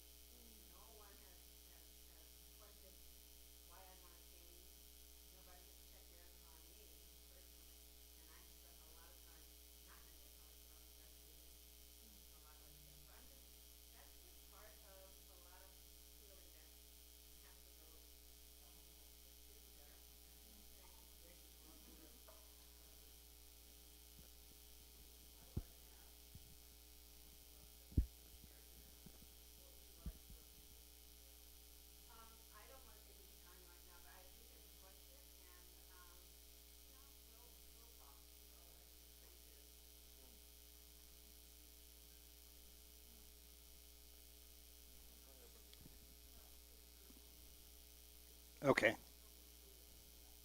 So I'm Bill Gould. I'm part of the Telling the Whole Story committee, both on the Education Committee and the Relationship Committee. Let me just tell you a couple words about me.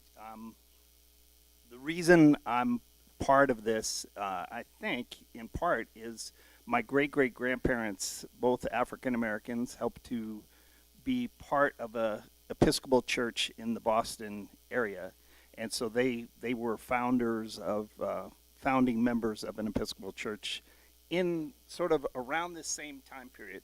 So while some of that is wonderful, I also know that a lot of it was very problematic. And so for me, being in this committee, I think one of my roles is just to sort of highlight the racial exclusion that went on here at All Saints, and to help us as a community sort of embrace that and understand that and really get educated. I have a close friend that just became a member of All Saints in the last 6 months, and I asked her, I said, hey, how was that? And did you hear anything about St. Barnabas in your new member? And she said, no. So I know that there are a lot of people in All Saints that know very little about this history. And so, for me, I think part of our committee's role is really to sort of dig into some of this history and telling it to, various sections of All Saints. And I think, this racial exclusion is not something I'm proud of, being part of All Saints. It's a hard history. I think it's something that, it's kind of shameful. It is shameful, not kind of, and so I think, I really think we do need to make atone. I don't think we can ever atone today for what happened, but I think we can make some attempts to kind of atone. And so, in terms of the Education Committee, I see our role as helping to get the word out about some of this history that, All Saints was directly involved in excluding black folks, from participating at All Saints. It's not a pleasant history to hear, as All Saints members.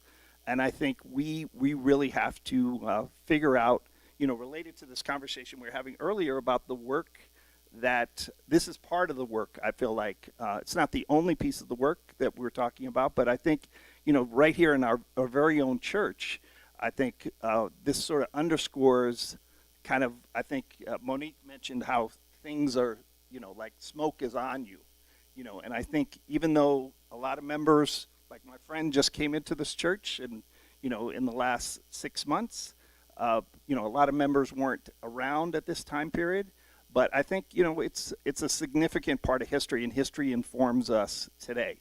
And so, I think for me it resonates heavily, what Mark was saying at the beginning about, kind of as I step on the campus here and I look at all the wealth that this place has, and while I've been to a number of services at St. Barnabas, and I think it's a wonderful place, I also recognize that the wealth that this place has is not, St. Barnabas has a wonderful church, but it houses 30 people, whereas, in our parish, I know we house, hundreds of people that we're able to, and, we have rectory and all kinds of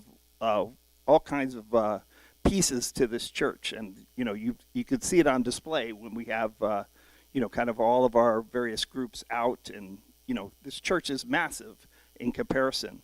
So for me, I think, our work as an education committee is to really figure out how we get the word out in various circles, how we educate the church, how we memorialize some of the bad things that have happened here, but also how we also champion, let's hope in the near future that we do start to move significantly on this issue, and that we really try to dig in and make amends and try to develop relationships. And I think that's a good segue to Steve as the relationship committee. But anyway, those are some of my commitments sitting on the education committee, and I really feel it's the one last thing I want to say is I often think, I've heard Marco, I've heard Brian, I've heard Michael Mims talk about the original 8, is it 8 or 7? 8 African-American women that helped form St. Barnabas. And I think about those individuals, I know one of those individuals was Michael Mims, who's the church historian at St. Barnabas. I think one of those women was his aunt, one of those original 8. And so I think Steve will talk in a minute about an interview that he led, and I was lucky enough to be a part of it. But Michael Mims is just an incredible historian on that church. And Marco over there, four generations of his family have participated in St. Barnabas. And so I think for us, while I appreciate Betty's contributions and some of the history, I think a lot of the history for us needs to center around what those 8 women that helped to found that church, some of these families that are still participating in the church, and I think we need to lift that up and be very sensitive to, how can we both have good relationships, but also sort of cover that history in a meaningful way here, and what do we learn from it, and what do we do about it today. So anyway, I want to pass it on to Steve to talk about the Relationship Committee. Thank you, Brother Bill. And as we can give it up for Brother Bill. And I hope you can see the pattern as we pass it off to the Relationship Committee through the work of the Educational and Spiritual Formation Subcommittee. You're starting to see this work is concentric, right? It flows in these concentric circles, right? There's something happening at the national level, right? That Pasadena then replicates, right? At the local and city level. Sister Betty talked about the Brookside Plunge, which is now the Rose Bowl Aquatic Center, right, which was segregated, right? John Muir High School, all the high schools, Huntington Hospital, right? So what's happening, the Jim Crow segregation that's happening on the national level is happening at the city level, is happening at the diocesan level, and is happening here at All Saints, and is happening in us as a congregation as we live out and continue to live out that legacy, right? So I hope you see in that pattern. All right, Brother Steve. Sorry. I want to make one connection. I want to make one connection, and that is, from the beginning when the Education Committee was formed, there were sort of these 2 prongs, and it was sometimes we kept going back and forth. One was learning more about what is the whole story, and then being able to tell that story. The other part is, how do we educate our congregation and be part of that education process in terms of doing the work? And what is the education's job to do, this or that? Which was the job of the committee to do, which or what of those 2? But from the way I see it, they're absolutely connected, because you actually can't hear this history. You don't have ears to hear this history and feel its significance and work on it unless there's some kind of internal work that you have already started or are willing to do. Those 2 absolutely go together, and they keep informing each other.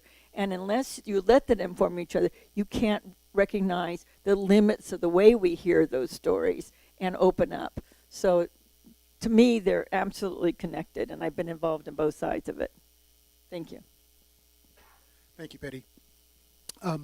Before I get off into the relationship side of it, I do want to say and just sort of acknowledge to Marco that we want to give him a platform to respond to whatever the history work that's being done, right? Because it really has to do with he's the 4th generation that is from St. Barnabas, right? And I think this is the history, and most of the work that lays out their history on their website and whatever comes from the work that Marco has done. And I think so getting on to that point, once it came into a situation where we started to talk about this work that needed to be done, I want to give acknowledgement to the Racial Justice Ministry. Listen, Lindy's here. Who's here? Clara. We had several group of people. Yes, Mary is right here in front of it. Yeah, Tony is here. Right. And then we have the committee of the Relationship Committee. Right, and who's on the relationship? We have Al as a part of the relationship committee, and Lindy is there. Clara, who else is on the relationship? There's Bonnie, yes, Bill, and so the point that yes, and would you? Oh yeah, Walter's on the end. Yeah, thank you, Walter. What I think is really important about this is about because this work is tough, right? It's tough. There is no yellow brick road, if I could use that, because I just saw Wicked yesterday. All right. There is none. The pathway is a pathway that has to be, walked carefully and vulnerability, right, if I can say that, yes, and humbly also. And so one of that first thing is the building a relationship is, there is no pathway to that except you have to go out and do it, right? And one of the ways to do that was interacting. Marco was really the point of contact. That was our first interaction with St. Barnabas. In fact, this most significant event that happened with All Saints and St. Barnabas over the last 100 years was an event that took place on Juneteenth at St. Barnabas, where we had 160 people from All Saints in a joint worship service that Mark preached, right? And Marianne Zahn was officiating. That was Marco's suggestion. That's really how we got to that point. And I think what I'm trying to say is that, and this also relates back to the first hour that we had. The first hour, one of the main things that came up in all our discussion groups was communication, was discussion, was meeting in those smaller groups. And that's something that we cannot resist. We really need to do that. And we can't do all the talking. We have to listen, right? And in listening, we then can't go back and saying, I need to verify what you said. All right? We can't.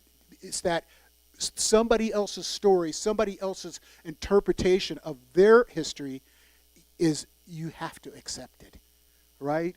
And I think Clara is one of her things she was saying is that as African American, we don't really have a foreign language. You know what I mean? Our language is in our existence because we've come to a place where we live in two worlds. We live in black and white worlds. We didn't come in, our languages were taken from us, right? So how we tell and pass on our histories is oral. And so we need to respect that in terms of that. So in terms of the same thing in terms of the relationship committee, the relationship committee said, you need to start small. In fact, it was just what? Showing up. Knowing people's names. Learning who are people, we have, after that a big event, we have had members of All Saints Church going to the services at St. Barnabas when they can, right? At their 9 o'clock service. And the thing that's really interesting about their service is that after their service, they have a fellowship of food. So you can sit around and talk. You can really get a chance to know people, right? And I think that's very, very important that we have buttons here, right? But it keeps us from asking other people's names. When people are here and on the lawn, that's the first thing we can really do is saying, what is your name if you're visiting this church, right? How do you make that first connection? And this is the same sort of thing. We make mistakes in the relationship building, and one of them was thinking that we needed to do some sort of formal apology right away, do something that checks off a box. And Marco was the first one to saying, we don't have to do that. We could just have a barbecue, right? We could just have a fellowship. We get to know each other. And that is something that we want to do, that as part of our relationship is to do the small things, right? We have done, we've participated with Brian, Marco, Bill, Walter, on podcast, talking about the history of All Saints and St. Barnabas. Pasadena Village is one of them where Brian has a relationship, but also Bill Devereaux has interviewed Marco to do talk about the history. So I'm saying is that we're building up a little bit of a history here and resources that are going to be on our website that people are going to be able to go to, right, to hear these stories. Bill referenced, I did, with Marco's assistance, is I interviewed Michael Mims, who's 84, 85, the historian of the church. We spent 3 hours at his house interviewing him with the idea that going through the future, we would get first-person accounts of St. Barnabas' history. And we would put that on All Saints' website, right? Because we are tied together, right? But we don't have a way to say, who are these people? And I'll tell you right now, the legacy people at St. Barnabas, a lot of them, they're going away, right? So it's very important that we collect that history now, right? So that we have it as a resource, right? One of the other things that we've done is that we've, along with the Racial Justice Ministry and AAPI, we've been doing joint meetings, and we had a showing of a film called 3080 at the Garden, and we invited St. Barnabas, and Marco came. We want to do that. We want to have it so that St. Barnabas is on the All Saints distribution list. One of the things that we have resources that we're not sharing, right? And they're only for All Saints if you come to All Saints, and that's not correct. If there's experts that are here, if there's, learning, if there's, educational sort of things that we can afford, we need to share those with a larger community. So that's one of the things. The other one is, let's see, what else was there? We'll have to put this up there also, but I'm going to say, unless I forgot something and somebody wanted to add anything else to that, there's plenty of things to do. It's a continuing effort. Oh, October 5th. Yeah, yes. That was a beautiful event that Brian Berry put on with the Altadena Public Library. And it was called Building Beautiful Altadena. And Marco White was on it. Our own Alma Stokes was on that. Also, it was moderated by Bill. And let's see, the event was well attended, and it talked about the history of Pasadena, right, and African Americans in that place. And I think that's one of the things that we cannot forget. The history of Pasadena informed the decisions that were made, not just by the leadership of All Saints during that time, but also the other organizations in Pasadena. Right? We know about the story of Hahn and Hahn. Hahn and Hahn, one of the largest law firms in Los Angeles, Pasadena, were responsible for embedding and fighting for restricted covenants and the limited access to housing for African Americans in Pasadena. Right? So I know it's time for me to go. Okay, Q&A. All right. Can we give it up for Steve Williams and the Relationship Subcommittee? Just powerful work. Oh, Walter, sorry. Yep, Walter's. You're also on that committee. We'll get a few words from Walter and then pitch to some Q&A. Actually, I think everything was said, well here. I just know that we've got a number of folks. Is this on? Okay, so I know there's a number of folks online who have texted saying that when comments are made without a microphone, they can't hear it at all. So I'm going to appoint myself the person, make sure that the people online can hear you all. So, anybody got a question?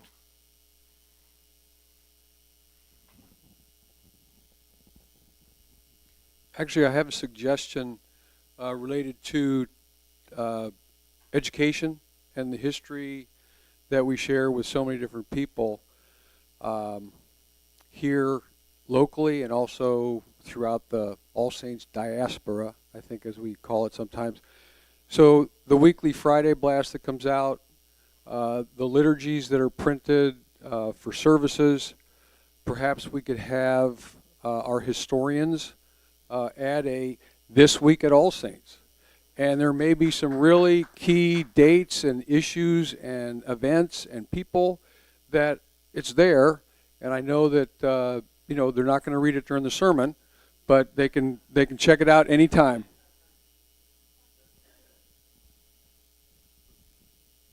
And just real quick, on the heels of that, on our website, on our Telling the Whole Story page, the information and the timeline of events and what we've done so far in this work is posted on the website. So that's live. If you're watching online or if you're here in this room, you can go check out the history. There are sermons on there and pictures of the Juneteenth celebration.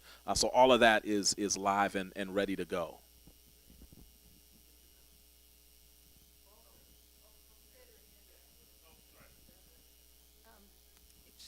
Kathy, I don't know why this point is so important to me, and I don't know, perhaps Susan, perhaps someone else.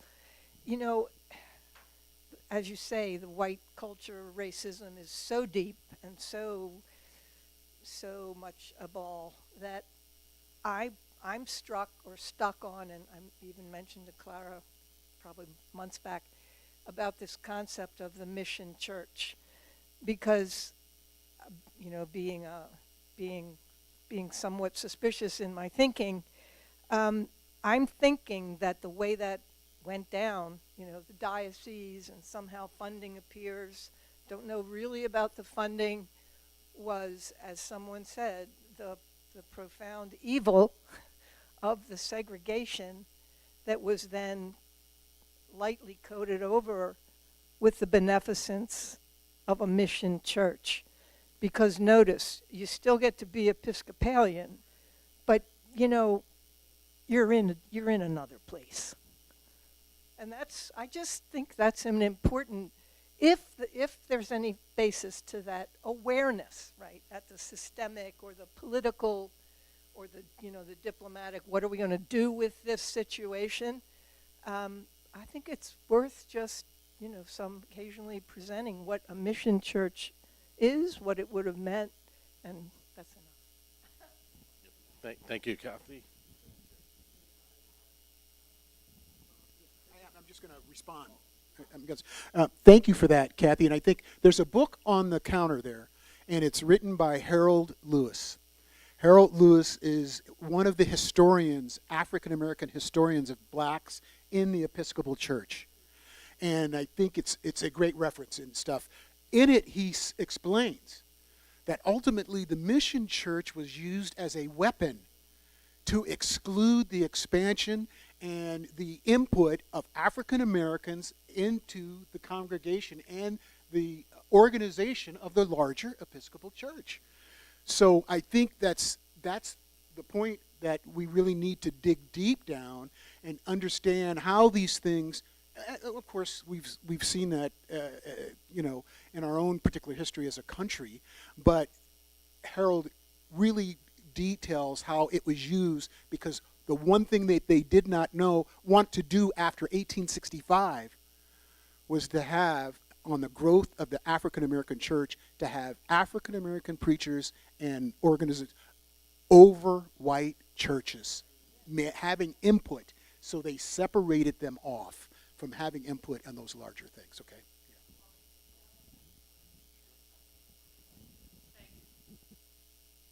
Thanks for bringing up Brother Lewis's name. He's an icon to many of us in the church. And one of the things that will be on the website as soon as we post the link is a timeline that the Episcopal Church has put together on the history of race and reconciliation in the Episcopal Church. It is called The Church Awakens, African Americans and the Struggle for Justice.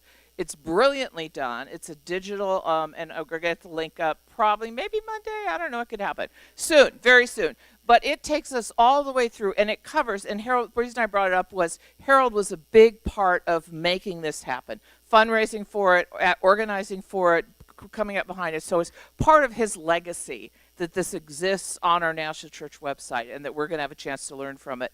And I'm just standing here thinking out loud, because that's how I roll. It may be something that we'll want to use as another opportunity to engage in our wider history with another gathering like this for people who are interested in it, to unpack that whole history and then look at where All Saints fits in it. So thank you for letting me talk, and I defer back to my brother Walter. Thank you, Susan.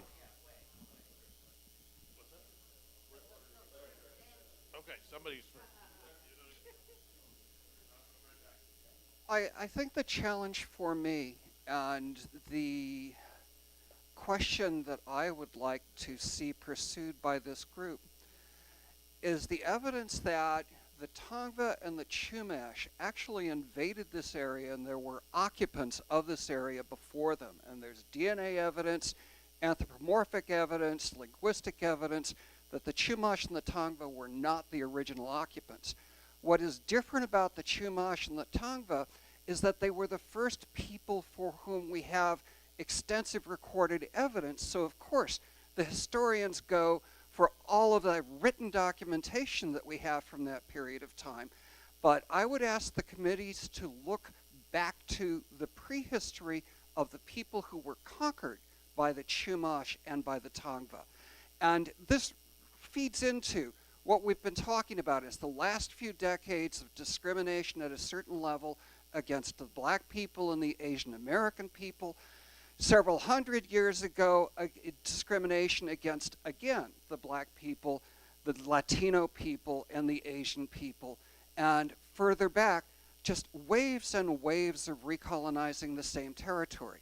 I think when you talk about reparations, all of those people who were dispossessed of their land, for example, by zoning rules, all of those people who were dispossessed of their land by rules that said they could not live here no matter what, that arrested them simply for being here, that all of these waves of oppression and repression should feed into who is due reparations. And we talk about the Tongva in large part because of the position that they rest in the written record. But there are records, biological, anthropological, and linguistic, that come before that.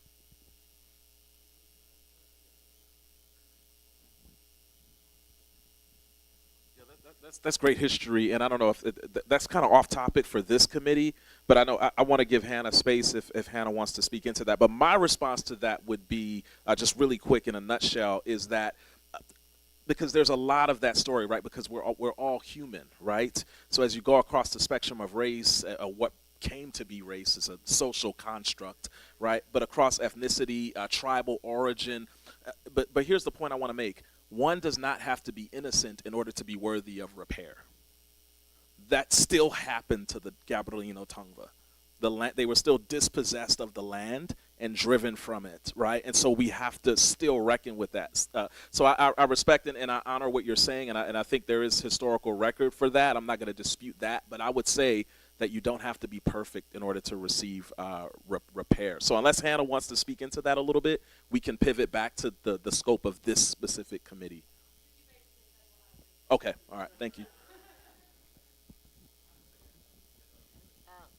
I just wanted to also mention another book. It's Race in the Episcopal Church, and it quotes a lot from, they use each other's references, but this book was more like just telling the information. And one thing to remember was the enslaved were the property of the slave owners who were the leaders of the Episcopal Church at that time. And what happened after the Civil War was they were free to leave, and a lot of them did leave. They left the church, but by them remaining on the rolls of the Episcopal Church, they still had the body count to say they were members. And so the relationship has been, we don't necessarily appreciate you. You can sit in the balcony or sit somewhere else, but we want to count you as one of our members. And so as the formerly enslaved wanted more rights, and they wanted more because they were a part of the Episcopal organization, and that's maybe why are we here in the Episcopal Church understanding that history? And it's perhaps because that was our introduction to organized religion. There's a lot of different denominations that after slavery that invited blacks to come be a Baptist, come to the Methodists. The Episcopals like, no, we own you, but we'll let you do a mission church we'll establish a mission church, but we won't give you the full rights. And then as more, and I'll repeat myself, but I just wanted you to look at it that remember there was an economic advantage to keeping the formerly enslaved on the Episcopal rolls. Thank you, Clara.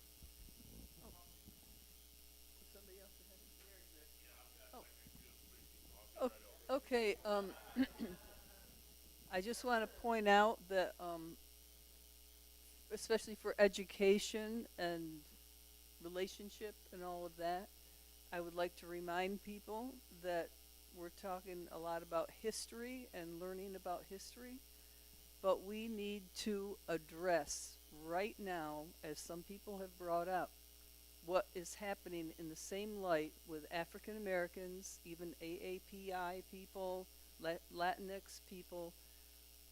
Thank you, Celesta and Carmen and Sharon and others who have spoken up about feeling abandoned and not having been reached out to. You've done so much for this church over the years, and there are so many people who have left, if you want to call it disappeared. They're hurting, they're out there. I think we need to talk about reconciling, be in relationship. These are our siblings. These are our community. We are all together, but we're not. We are one family, but we're not. And we have lost people. They're not. People are out there, and they're hurting, and what have we done? So I think it's very important. I don't know who's going to do it, how we're going to do it, but I think there needs to be something built into this church, not just, I forget what it's called when that thing about we want you to pledge and get your money. What's it called? No, there's a name for it this year. Walking in love, thank you. If we're really walking in love, it's not just when it's time to pledge. I think we need to walk in love and connect and know who the people are who belong to this church and who aren't here. That's it. Pardon? Oh, my name's Mary Bucci Bush. Oh, I'm part of the Racial Justice Ministry Steering Committee. Thank you.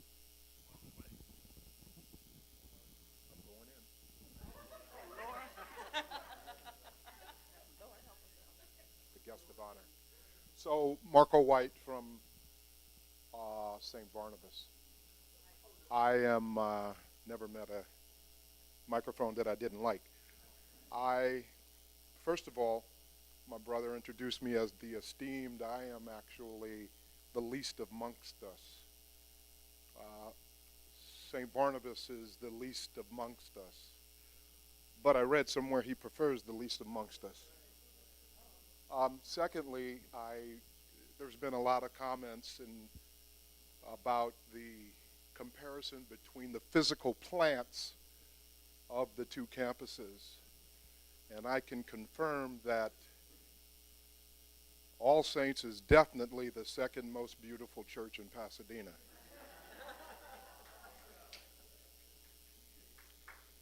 My sister this morning mentioned that the convention that she attended was on the grounds of a seminary that was contaminated with racism. I'm hoping that at some point my sister and the rest of you will use that same language for All Saints. Hello? Oh, okay. Is the microphone working? I understand. I'm being facetious, right? But not really. My brother also referred to St. Barnabas inviting all of you to worship with us on the most important day of the year for African Americans, Juneteenth. 160 of you, brothers and sisters of all backgrounds, celebrated with us. I'm so pleased that you received our invitation with passion. After 101 years, we're still waiting for your invitation. I can't hear you. Okay. My last point is my brother Brian started all of this 2 or 3 years ago, more than that. He gave me a call and said that All Saints had a meeting of the stories of All Saints and St. Barnabas. My brother asked me, who's telling the story of St. Barnabas?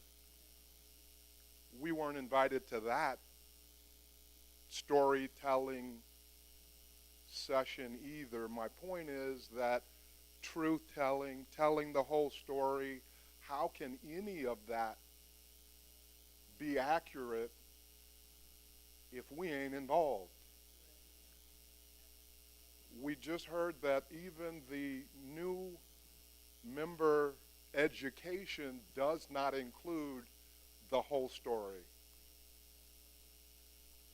So I am here to challenge all of you. I see amazing allies in the room. I think Martin Luther King said that at the end of the day, it's not the words of our enemies, but the silence of our friends that we will remember.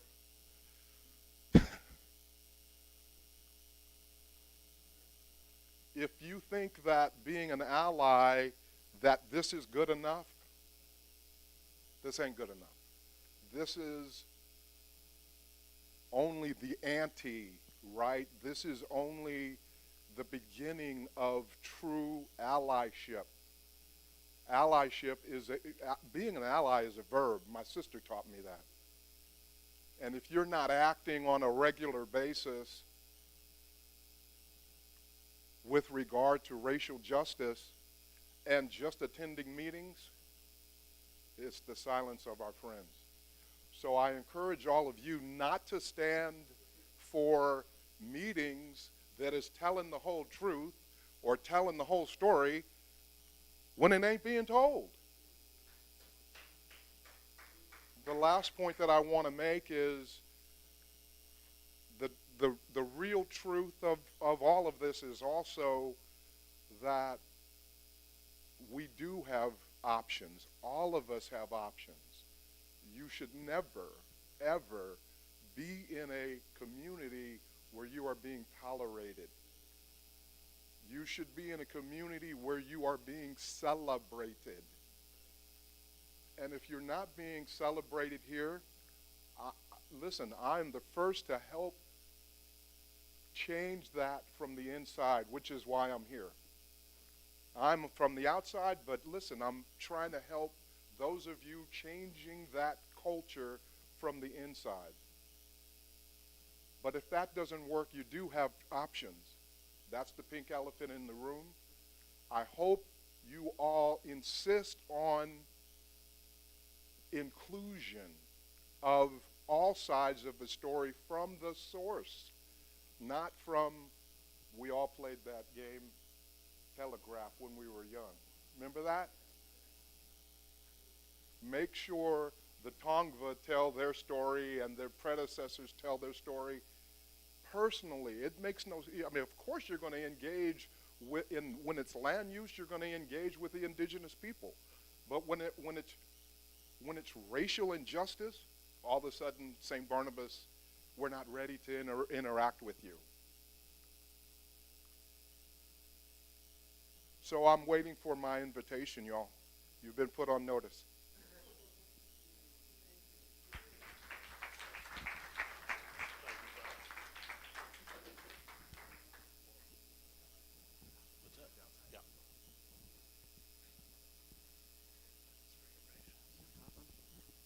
I just have a couple of things to say before Carmen and I have to leave.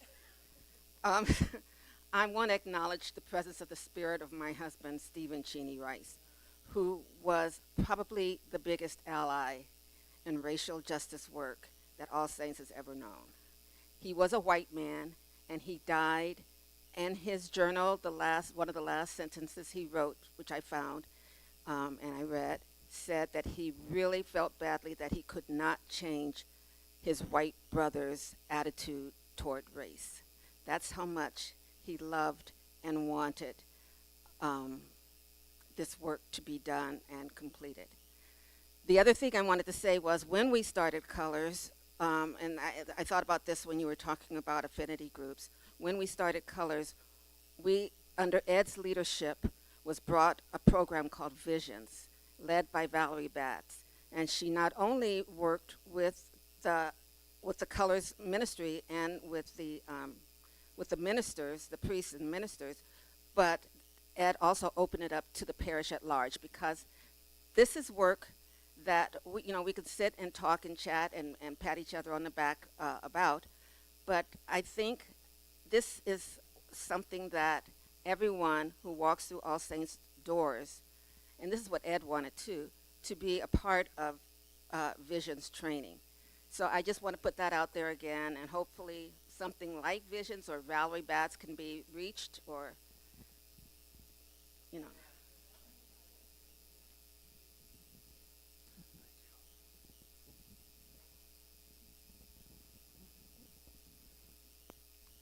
All right, y'all. It is 2:15.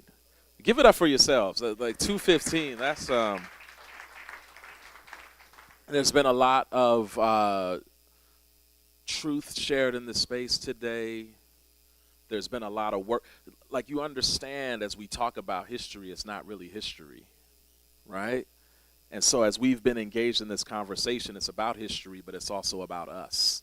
It's about us, and it's about history, how we came to be the us that we are. So this is part of the work, right? This conversation that's really so much deeper than a conversation, and I think that's what we're all feeling in our bodies. I don't know about you, but I feel it in my body, right? So as we leave this place, but never the presence of God, let us end where we began, by just honoring the charge, the electricity that's in our bodies right now, the tension that's in our bodies that lets us know that there's the presence of something that needs to be worked out, that needs to be given attention and space to. So let's just settle. It's okay to be still. It's okay for silence in this work.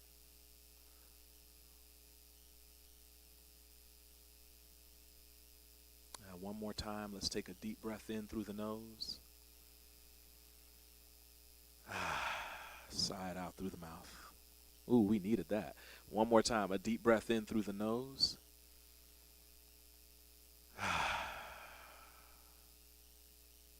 Spirit of the living God, we thank you for meeting us in this space.